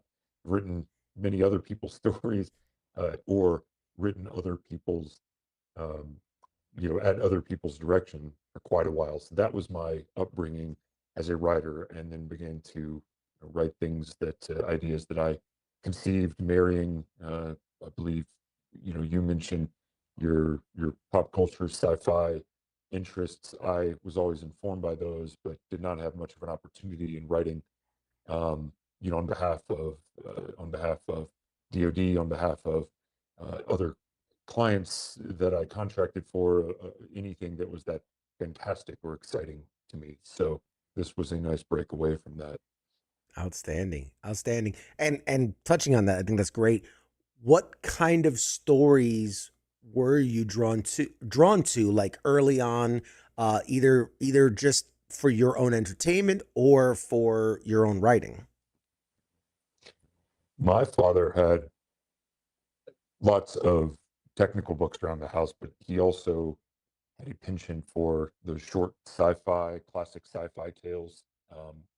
I looked at one the other day. It was a Asimov curated collection. I think it was called 50 Short Sci-Fi Tales. Those are some of my uh, earliest things that I really sunk my teeth into. And of course, Tom Clancy was a major inspiration for me in that he could bring creativity to a very technical and well-researched space. I also very much liked adventure stories, whether it was uh, Robinson Crusoe, other stories about discovering the unknown parts of the world, Arthur Conan Doyle. So going back early, let's say pre-Clancy, those were some of my earliest inspirations, but things I just remember tucking up under a tree and, uh, you know, California on the hills, breaking into, an entire world away, an entire imaginative world. And I suppose I can harken back to that. Also, it was left over for me a lot as a kid, but I read a lot of newspapers. They were Mm. always stacked on the tables. Interesting. And so I would imagine that, a lot of that DNA kind of still shows up in your work, right? Like today with talking the military, talking the, that the sci-fi, all those kind of pieces kind of grow. And what I'm curious is because I've talked to a lot of authors and I've talked to a lot of writers, and there's there's kind of a shared thing, and maybe this is all of entertainment, right? Whether you're actor, director, comedian, whatever, there's always that early kind of grind phase where you have to like, pound the pavement as it were, and really get through some of the tough stuff, the stuff maybe you're not as excited about. You touched on it a little bit, but I was just curious, what did what did that grind phase kind of look like for you early on? Not to disillusion you, but I don't know that I've necessarily had a grind phase, partly because I was not pursuing writing, even in the case of this book. I still have a uh, day job, I suppose you could say. I still do my contract. I still am a contractor. I still am otherwise engaged. And so maybe where a lot of many other writers face a what they perceive to be a very steep hill to climb. That was not the case for me, and I can say with some gratitude does not continue to be the case. That said, there is a point, especially after you've gotten through the first draft of a story, where you simply want it to be done, or somebody else's problem, uh, right? So I could say I've done this part of the story, I wrote it. Why do I have to keep working on it? And an editor, the editors at the publisher will then educate you that it is not the first, nor the second, nor even the fifth draft that is ready for prime time. And so there is a grind in that portion, but I wrote on the side, and even as I started on this book, was not necessarily uh, feeling myself overcommitted in a way that was up against it. Interesting. No, I appreciate the candor. I appreciate the transparency. That's what we're that's I'm learning this as much as anyone else, as much as the audience is. Um, so let's talk a little bit about the craft and the process that you talked about. When you sit down to write, right? When you're getting into this, you decide, all right, I'm going to do this thing. Like, are you a real planner? Is everything boxed out perfectly, and you're going piece by piece? Is it just go and figure it out as you're making your way through it? What was the process for this? When I first started writing creatively in at novel length, I did some short story writing before vignettes, even submitted article length stories to places. I believed that it was necessary to do what many writers do, which is set up the cork board and put the 3x5 index cards. I did all of that.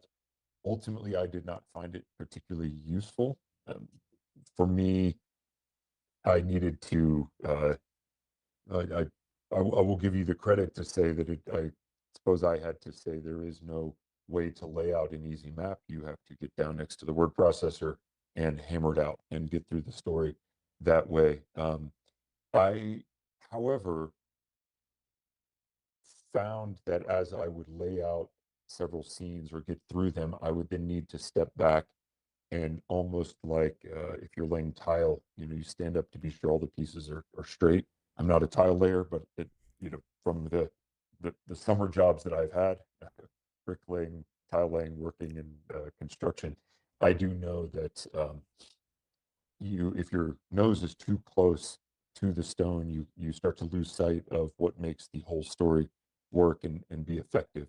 And I do find that at certain intervals, I need to step back and at least mentally put up that cork board and allocate those pieces. Sometimes if I'm stuck, the answer comes through research, whether research in a location or in the case of writing, as a I'm not an NCO, not enlisted. I'm not a service member. Have not served, but worked adjacent to that world, and I suppose you could say that I have fan service in a way. But the opportunity to me is to then go to a myriad of experts and participants and service members and gather from them the information that will lead me forward in the story. In other words, as is the case in Red Rovers, speaking to special operators to ask, well, what would you do in this situation? So sometimes if I'm stuck, it's through research, through soliciting from those experts, getting that substance, and that carries the story forward. So in other words, sometimes you lose perspective. Sometimes you also can be tricked into working too hard. And what you need to do is go out into the world and bring something to the page to inform you. Oh, wow. We're learning, man. This is great. This is great for all those people that want to be writers, that want to get their story down. Pay attention. You're getting a master class here. What have you found more challenging through your writing?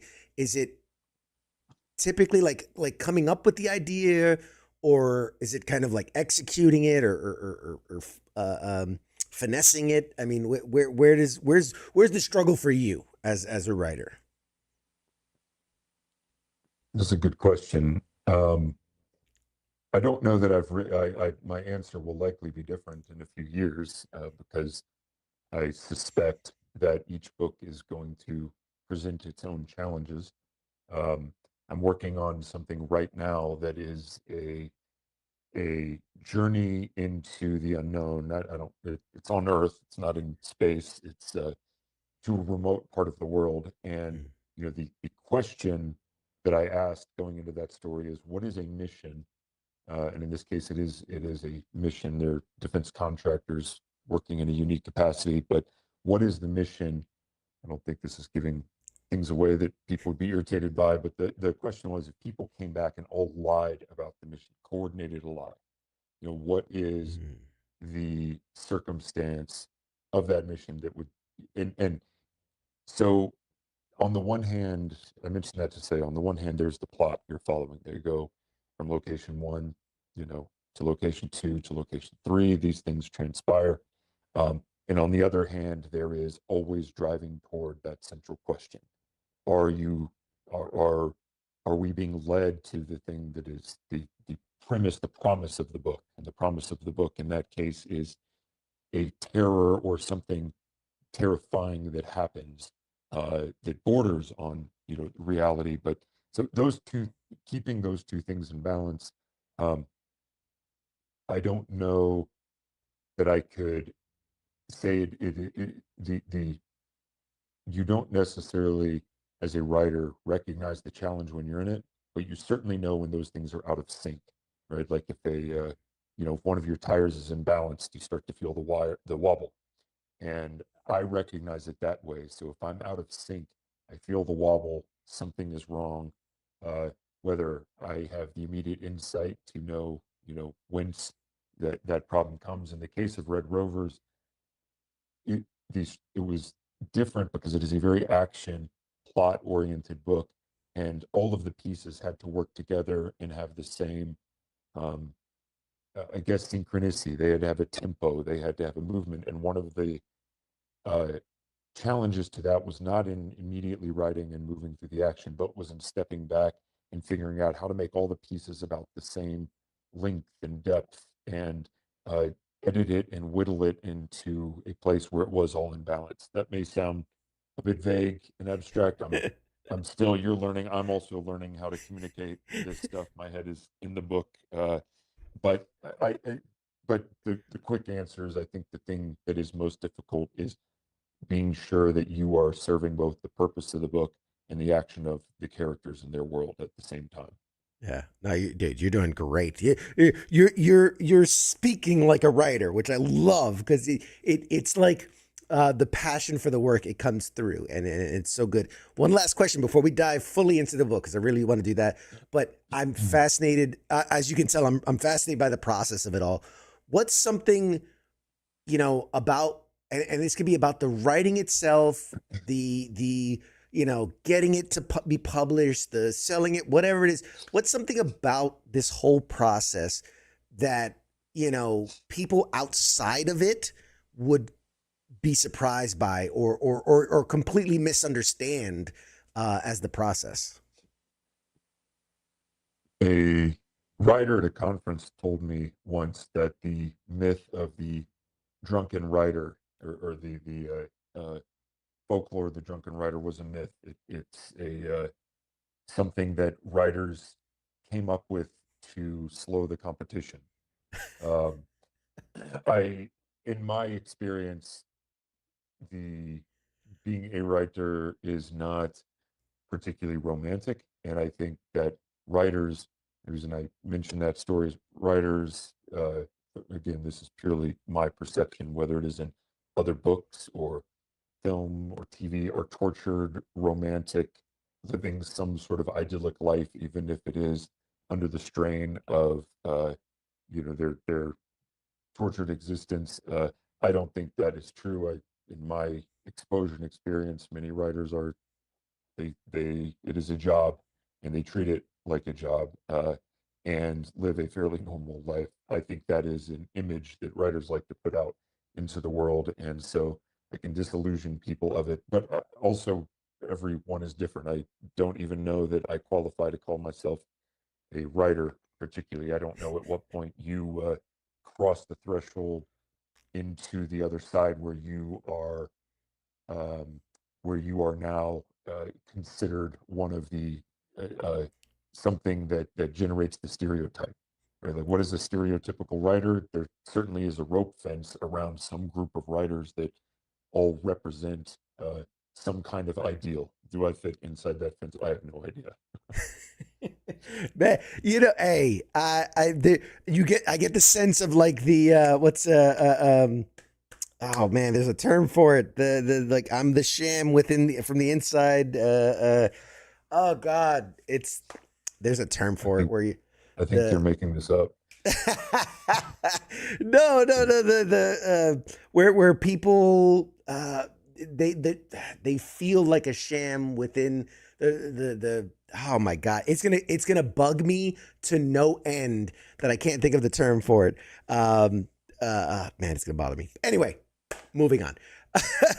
Let's talk about Red Rovers, because I mean, Was Oh, the word please. you were looking for imposter, by the way, or a phony? Imposter Is that what syndrome. you- Thank you. My Okay. God. I was losing my mind. I'm like, I know the word. I was like, I get it all the time. And I've talked to like certified, A+ A*, people that would never argue that this is a big celebrity. And they're like, no, I deal with it all the time, right? They're going to realize I don't belong here. They're going to realize that I don't know what I'm doing. I think that proves you belong. If you have the imposter syndrome, I think more than anything that proves you belong.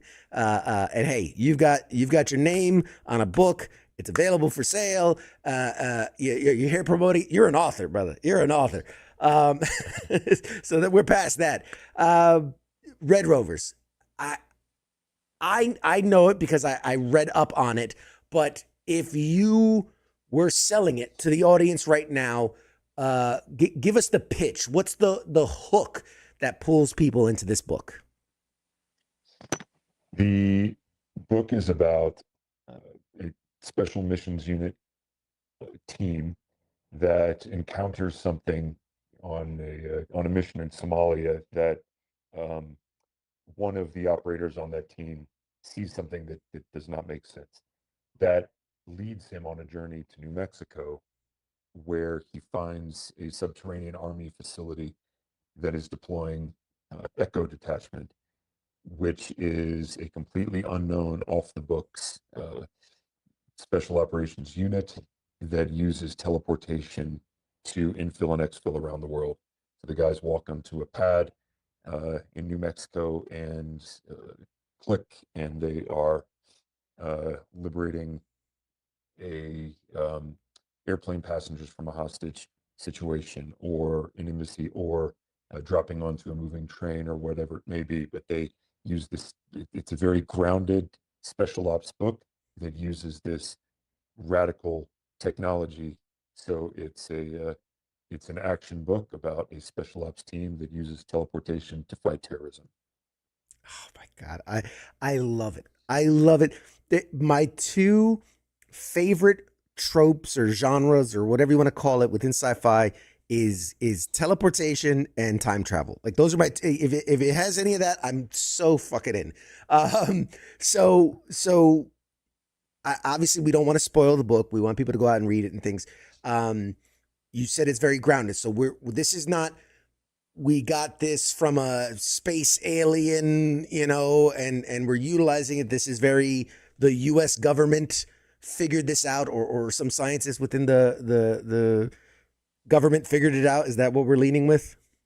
Well, it's I don't believe it spoils much, because the origin of the technology is just assumed at the beginning. They have it, but it is mentioned that DARPA developed it, and then all the branches competed over it, and due to pressing global conflict, the Army won in terms of who got to play with the toy, I guess you could say.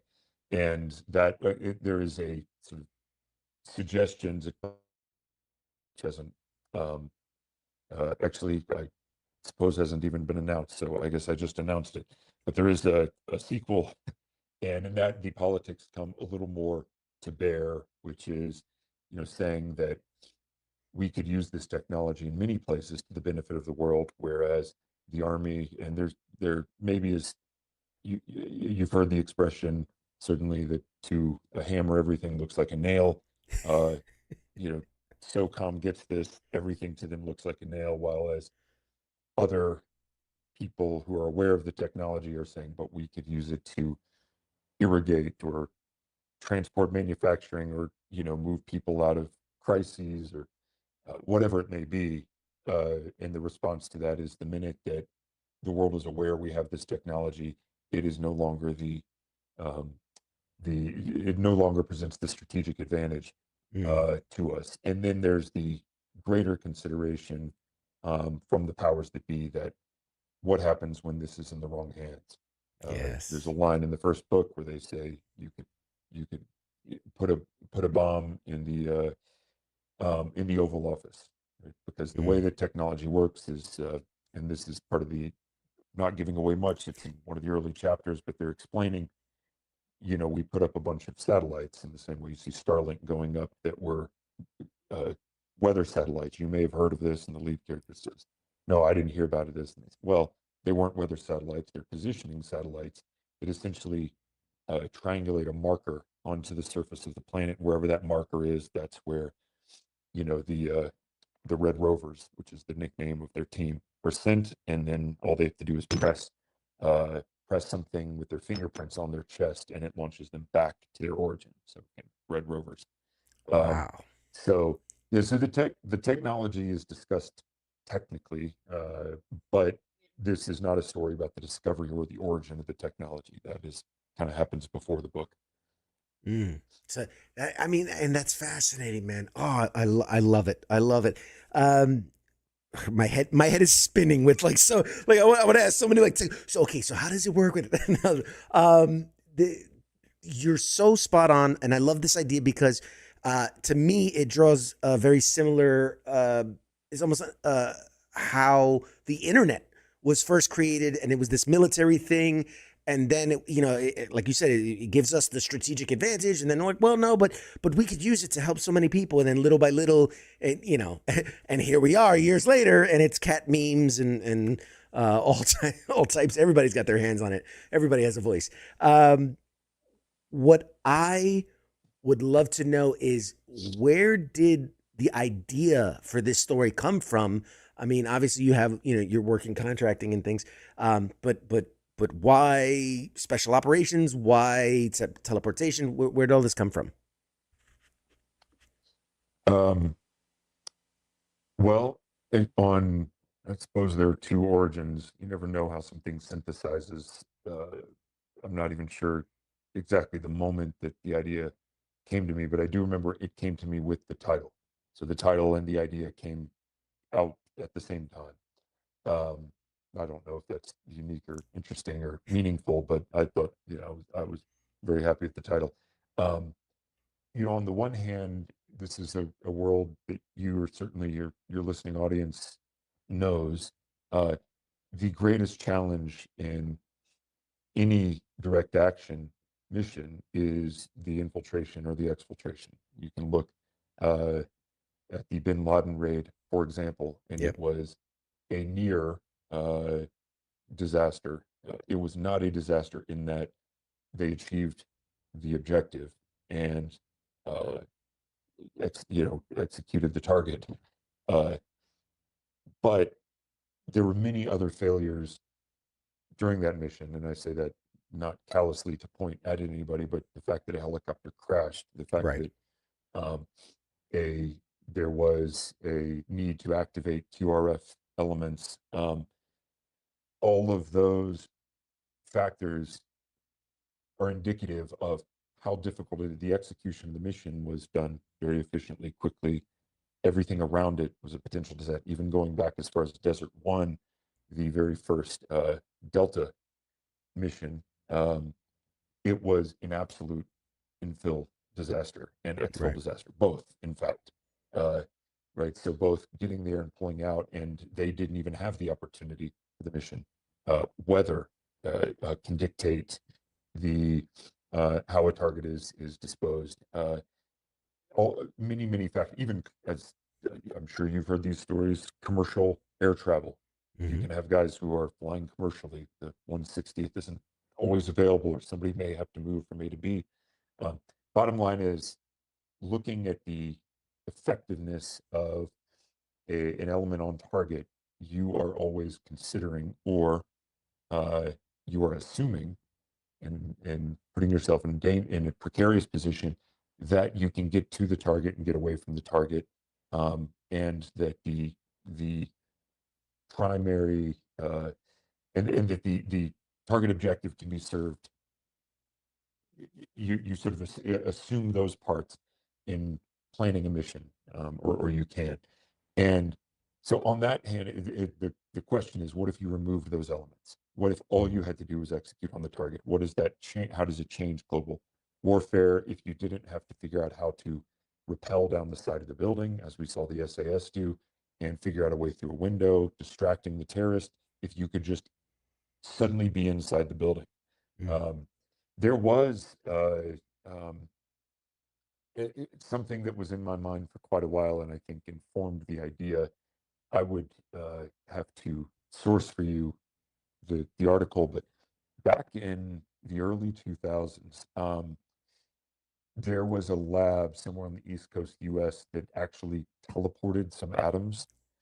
And what was interesting in this article, I'll try to find it for you, but was whatever happened exactly, one of the lead scientists said, we have no idea how it happened. I had this thought in reading that if you make a telephone call, um, and don't think cell phones, go back to like rotary phones with a cord. When you speak into the microphone or speak into the phone on one side, and then your grandmother, uh, 8 states away answers on the other side, she hears your voice. And we know because we've heard our voices that it's a she is hearing an accurate or close to accurate representation of your voice. But actually, those sound waves cease to exist between the where you are and where she is. It's Right. electric, impulses that travel between. Similarly, if I'm talking to you on a cell phone now and it's traveling the world by internet, satellite, fiber optic cables, that sound does not transport. The sound ceases to exist and then it is recreated on the other side. In fact, um, it really is. We take that technology for granted. We do the same thing with cameras now. The You do not travel across the world to the other person's screen. Right. The image of you does not travel. It is recreated, and that likeness is recreated to a high degree of accuracy.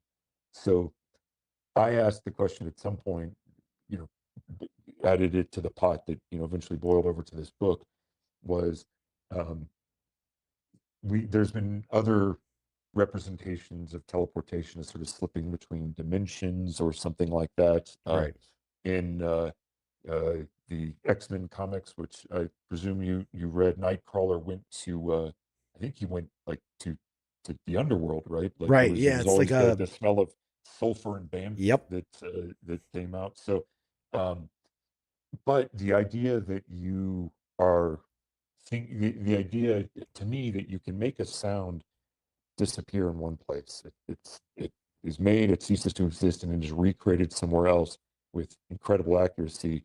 That's a kind of teleportation, right? I mean, not necessarily technically, but I thought of it in those terms, and then combining those, synthesizing those two ideas, it became well, what's the coolest mission you could do?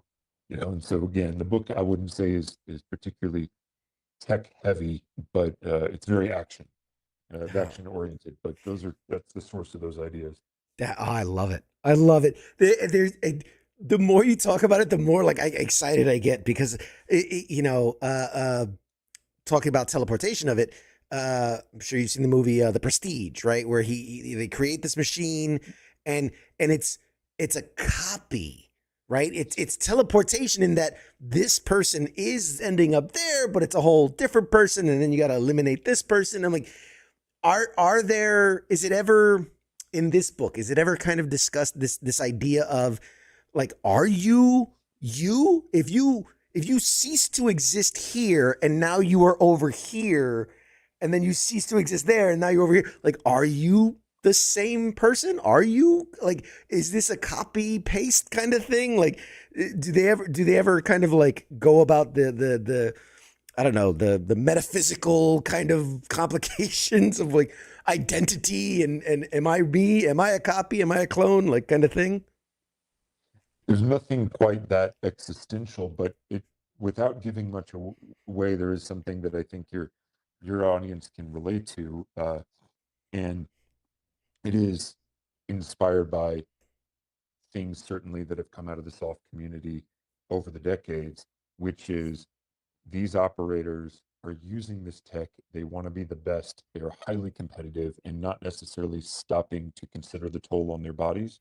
Mm. And in some cases may conceal the toll on their bodies because the last thing you want is to be pulled from the mission, especially a mission as extraordinary as this one. And we've seen indications of that, whether it was from use of performance enhancing drugs even before like Dex, things that were that were not illegal, not illicit, right? But were considered, were even recommended, prescribed ways to increase, improve, generate the top performance, and there was a Right. cost, but at a tip of the spear level, there was a dedication, a uh, necessity, even an addiction to the highest level performance. So, in that sense, yes, you get some of this, what is happening to us in our bodies, but it's actually approached from this kind of real world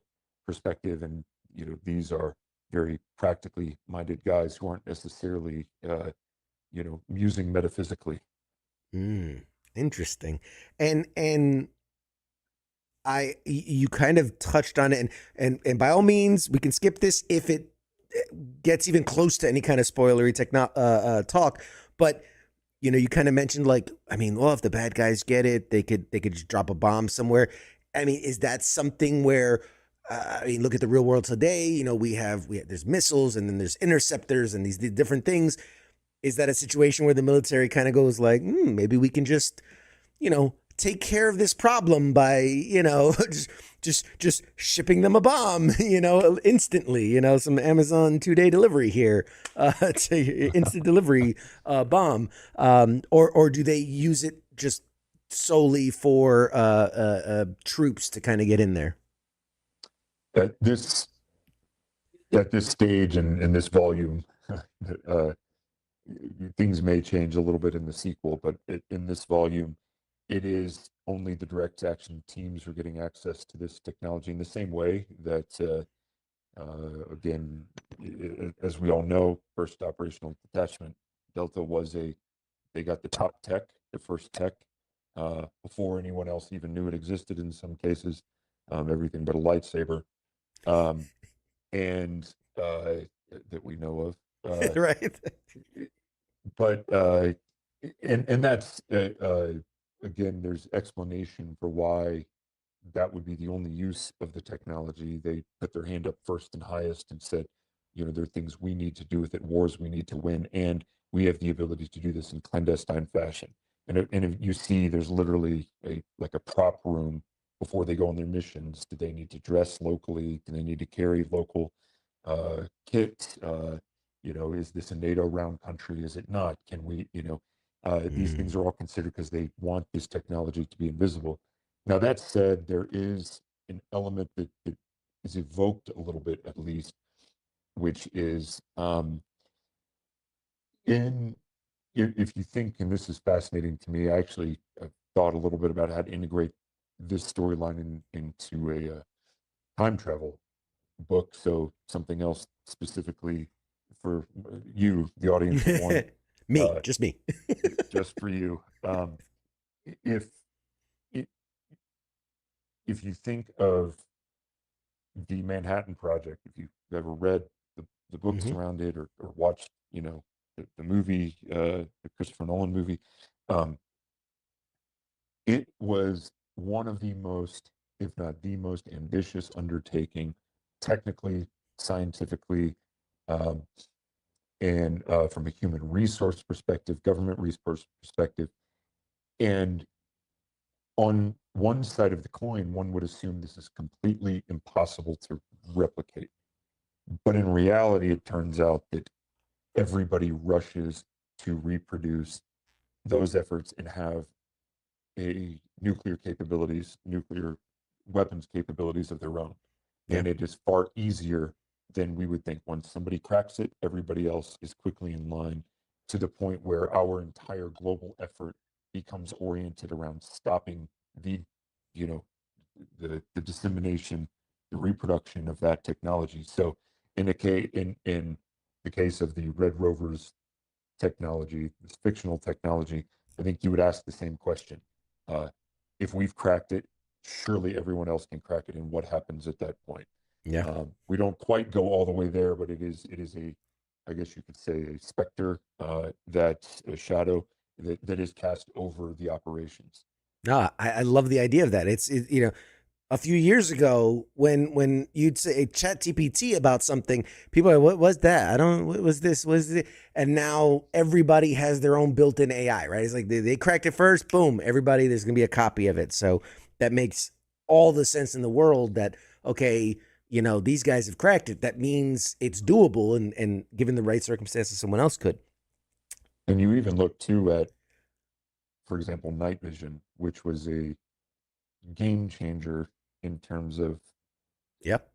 strategic advantage on the battlefield, and until the other person has it, and it turns out it's cheap to make, and then the other person has it, and now it is no longer a lot of your advantages are quickly made redundant, or you now have to operate differently. You cannot use IR strobes, you cannot use lasers. Those things are major signifiers now, drawing attention to you, and all you have to do is know that it's possible that one spotter has that tech, and every element of your advantage can suddenly be reduced, if not completely obliterated. So that's one that we look at.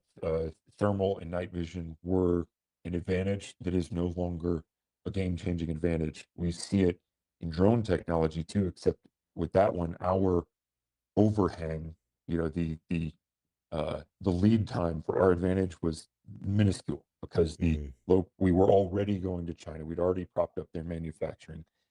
They could manufacture for anybody as quickly as they could manufacture for us. So drones, maybe had a 5-minute lead time in terms of providing a battlefield advantage. And now, so yeah, like anything else, it's an arms race, and that question is asked or at least acknowledged in the book.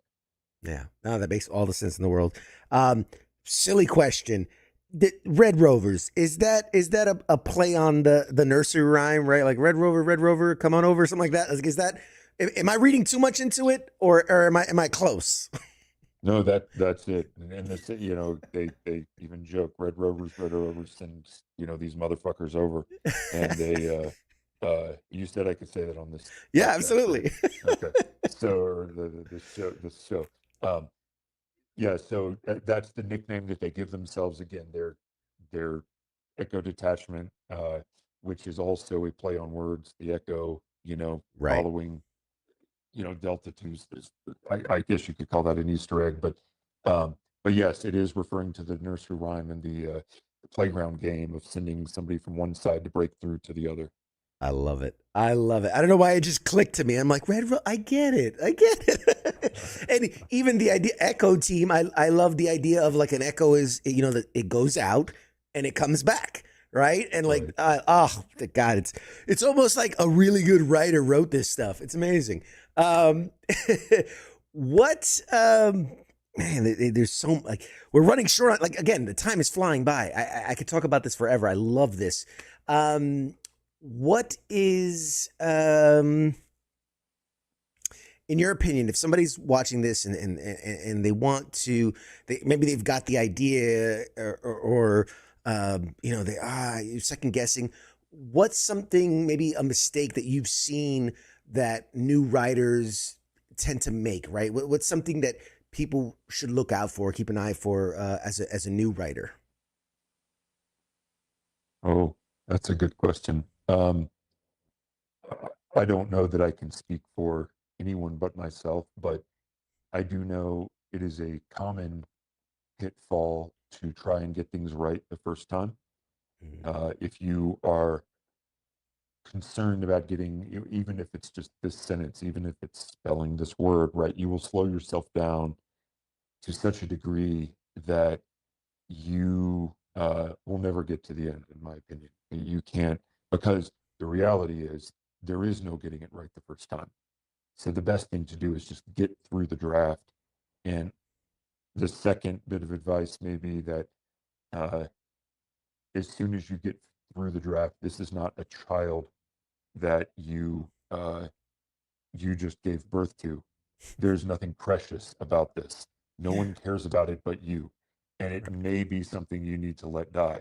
So the point, be willing to have a healthy perspective when you get to the end of something, and let go of it a little bit, and either it will come back to you, and you will continue to work it into something worthwhile, or you will look back and say, what the hell was I thinking writing this to begin with? And whatever you learned, you can bring into the next thing. So I don't know that I have advice valuable to many people, but perhaps that serves. Absolutely, absolutely, without a doubt. And I'd be remiss. Obviously, this is a show where we do talk about movies and TV and things, and adaptations are a huge part of that. And nowadays, with content being the way it is, everything is getting adapted for everything. If this were to be adapted into a movie, a series, whatever, what is that in your head? Because I imagine as the writer, you're seeing this in your head as you're writing it. So does it make more sense, you think, for a movie, a series? Well, What kind of? there Go ahead. it's already proceeding towards a feature film. So it's I suppose I can say there's a script written. I think it was actually announced, but I could be wrong. Um, so there is a great screenwriter who adapted it. I greatly enjoyed the screenplay, which I suppose is a good sign. So I personally could see it being both a movie and a show, but right now it is proceeding towards a feature film, and probably, to the extent that I have knowledge of these things, a fairly big budget one. Um, Wow. and so that, yeah, my desire would be to see something as grounded as possible, because I think there have been many iterations of things lately that did, from Warfare to Black Hawk Down to Active Valor, that to me were great iterations born of something very grounded and real, that told a great story in that world. But also, what do I know? It's not my screenwriting is not my job, and directing movies is not my job. But I do hope, there was the foreword to the book was written by a special missions unit veteran, Chili Palmer, who actually, he's somebody you should have on. He actually did the advising for Extraction and a few other movies like that, Mm. and brought a lot of realism, to them. And so, yeah, and there's an audiobook we're working on that will come from an actor who's well known in that space. Well, I suppose it'll be public, but I believe we've contracted Max Martini, who is an actor in the unit, to do the audiobook, which I'm quite a much better voice than I have. So that would be I'm looking forward to that. But yes, it is moving forward as a movie, and I can say with appreciation and gratitude that most of these scenes in the book that I was most fond of did make it into the movie or into the Nice. script. Yeah, I would hope. And I mean, that's great. Oh man, we're running so short on time, but so many things I want to ask you. Maybe you can give us just a small bit of insight, because I've always been curious about that. Right? What is the process? We see these big budget movies. The Project Hail Mary just came out. That was a huge adaptation of the book. Are you approached? Like, do they say, "Hey, is it okay if we do this?" Is it someone that tells you after the fact? Like, from the writer's perspective, the author's perspective, how does all that kind of come about? Well, in my case, I don't know that I can speak for the writer of Project Hail Mary. I quite imagine that they send him a gold-plated Bentley to pick him up and ask him ask him what does it take. But in our case, Meridian Books are the publisher. They take and shop for film and television and come back in this case with some excited offers. Those um, they're diverse, and in this case, there was a screenwriter who specifically said, "I want to do this on uh, do the script first." It was actually, as I understand it, it was kind of jumping forward or jumping several steps in the process.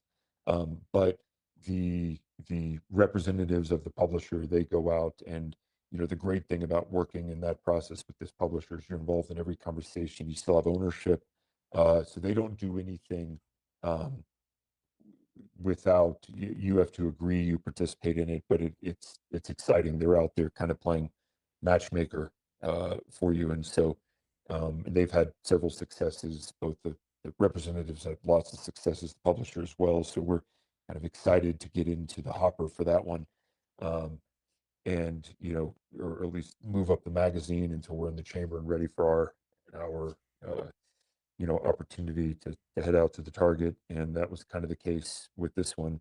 And it is exciting because there were actors talked about, directors talked about, to see the screenwriter take your vision and start to work with it. And I think a lot of writers probably have trepidation that that's done well. In this case, I can say it was done very well. It was really exciting. It was like a good movie going experience reading it. And yeah, so I hope, I'm at this point the biggest cheerleader for the project, and I think that's about all I can do at this moment, other than, they did ask what's coming next, what's in the sequel, where does the story go from here, and if I had any doubts about writing the sequel, there were things I really wanted to do that motivated me, certainly.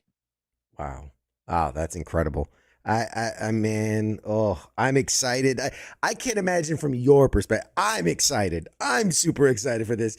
We have comments too. People are saying this sounds like a blockbuster, is what they're saying in the chats. Normally this is where I'd say like, hey, what do you have coming? But obviously we've kind of hinted at some of the things. Is there anything else you want to talk about that people should keep an eye out for? Obviously we're going to tell people go get Red Rovers and read it. But anything else you want to talk about, or have we have we beat it to death? No, nothing I'm ready to talk about yet. I probably said more than I was supposed to, but I'd be happy to share with you. I'll also be absolutely sure that a book gets over to you, and that wasn't in my control, but I'll be sure something goes over, or if you can tell me, I'll send them a signed one to send to you. But no, I do have a sequel to Red Rovers coming out. That one is written, it's being edited now, and then there is two other books right now in line that I'm contracted for that are a little bit different, but still in the military uh, genre, and little adventure, little thrill. Very nice. Oh, that's so exciting. And where can people follow along? I know some people are big into social media and some people aren't. Some people have the website, some people don't. For you, if people are fans of yours and want to follow your journey and what's going on with you, what's the best way people can do that? Probably my mom's Facebook. No, I'm terrible at social media. I do have an Instagram account. It's just Leo Baker IG, but I'm terrible at it. The publishing company at Meridia Books has a they'll my books are contracted with them, so that stuff will come out there. No, I'm not very interactive, but you can buy this book through the website. You can buy it at the major online bookstores for sure, and as I understand, it ships quickly, and other than in your case, you'll have it in your hands rather easily. And Uh, we do appreciate reviews. Yeah, I know that. Yeah, I mean, it's incredible. I'm honestly, and I don't say this just because you're a guest. I'm super excited to get my hands on this and to read it. If I get a signed copy, oh my God, it goes into the collection. Absolutely. But everybody in the chat is very excited, are very interested in this. We got to have you back when the sequel's ready, when the screenplay comes out, when they cast the movie. We got to get you back and talk more about it. But I just want to say thank you so much for your time tonight. I kept you way longer than I intended to, but this was such a fun conversation, and I'm so thrilled for this universe. I hope it spans a trilogy of trilogies, and because I think this speaks to my heart as a veteran, as a sci-fi nerd. I love this stuff, and I wish you all the success. We put the link to the books into the chat so that people can go straight to it and find it. I want to give you the last few seconds here. Say whatever's on your mind. Say goodbye to the audience. Whatever you want. The floor is yours, sir. Oh, after all of that, I don't know that I want to follow it. That's more praise than I deserve. But I appreciate your time greatly. Happy to chat anytime, and hopefully the next books will be exciting. And I will absolutely be sure you get one of these for the collection. And I appreciate it. I hope it's as enjoyable as it is to get on and talk about it. Outstanding. All right, everybody, go out, buy your copy of Red Rovers, because when the movie comes out, you know, you want to be like, yeah, man, I read that back before anybody knew about it. I read the book. I heard the author talk about it. You want to be the cool kid that got to it first. I'm going to thank our guest. Guys, stay tuned. We're going to toss the commercial while I go say goodbye to our guest, but we'll have more show for you right after this.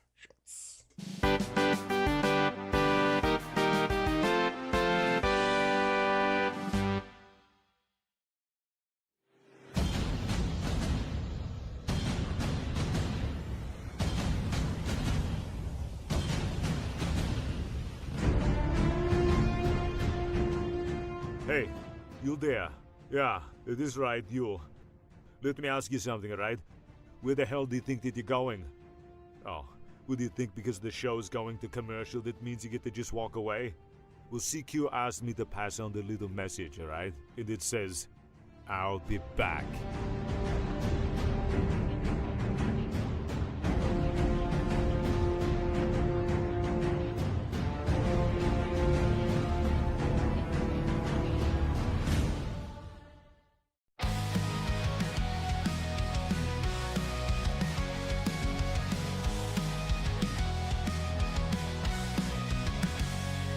In the shadows of the city bright, where heroes rise and take the fight, there's a voice that breaks the night.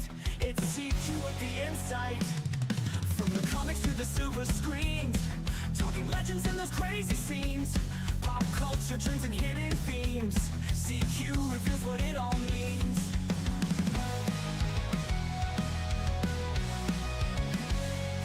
From the comics to the silver screens, talking legends and those crazy scenes, pop culture trends and hidden themes. CQ reveals what it all means.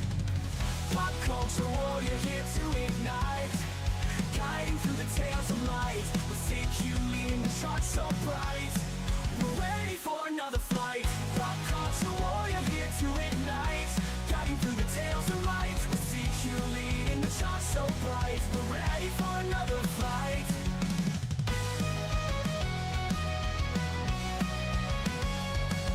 Marvel at the twist and turn.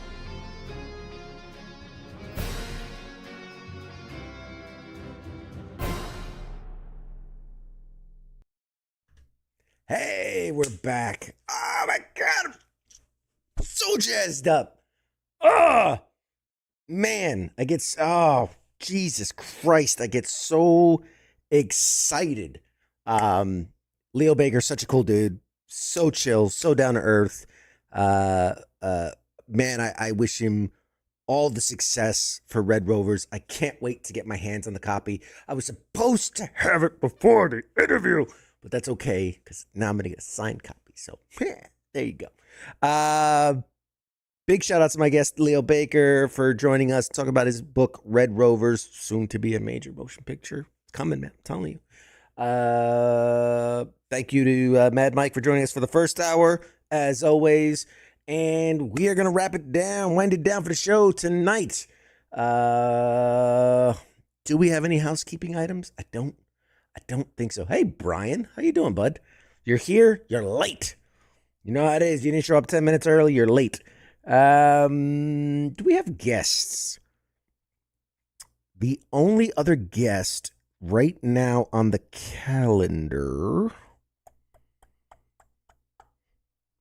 Ooh, that's a good one. Oh, that's a good one. Can we talk about it? Yeah, I think we can talk about it. So, 2 weeks from tonight, April 28th, we are going to be joined by Rich Tallarico. Not exactly a household name, but was one of the comedy sketch writers behind some of the funniest sketches of all time. Key and Peele, I believe Saturday Night Live, I think Mad TV, a couple of them. But like you remember the Key and Peele, the AA Ron, you done messed up AA Ron skit? He was one of the writers on that. Really, really, really amazing writer, comedy sketch writer.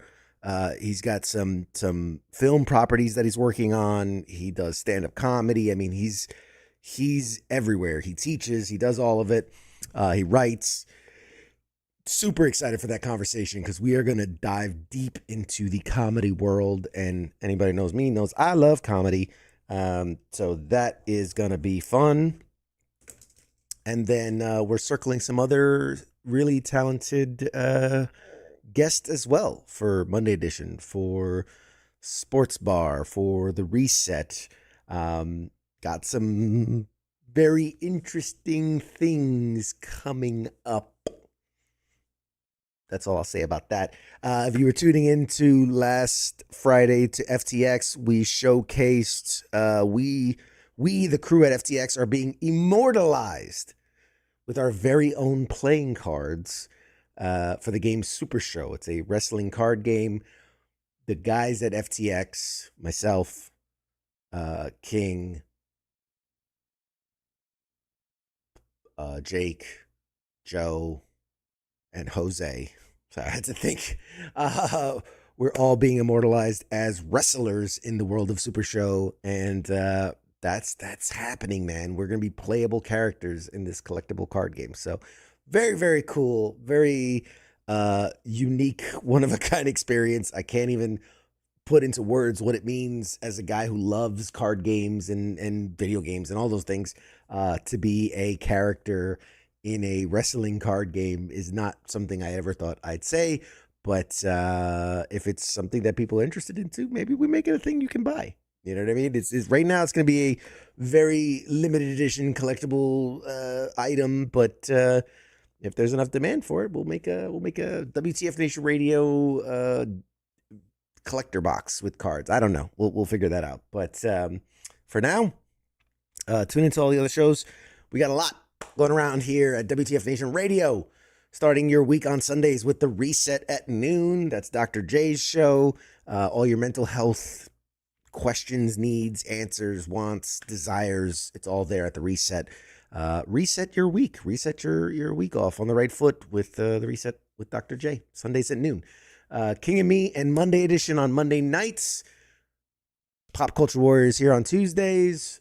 Smoke Pit on a small break, but we're coming back with something new very soon on Wednesday nights, and the Sports Bar as well on Wednesdays. Thursdays is Sergeant's Time.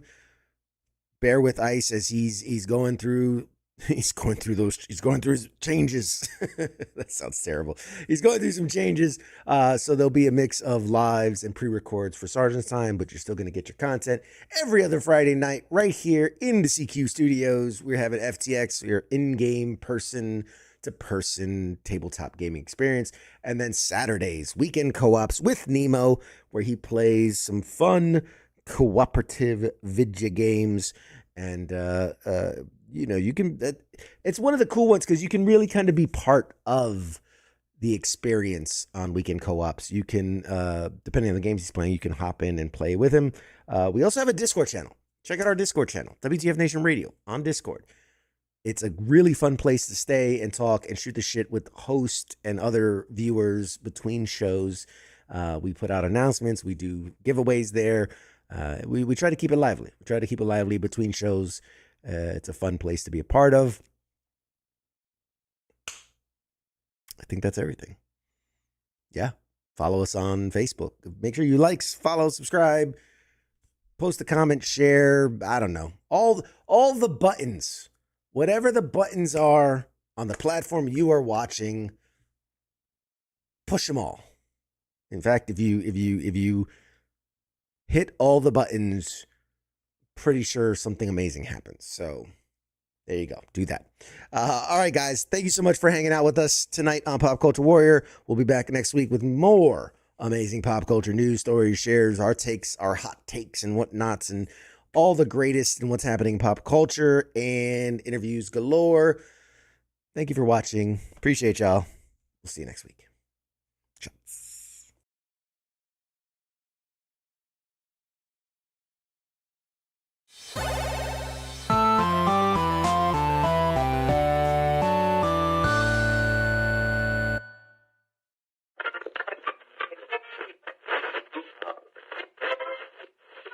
Let's see it.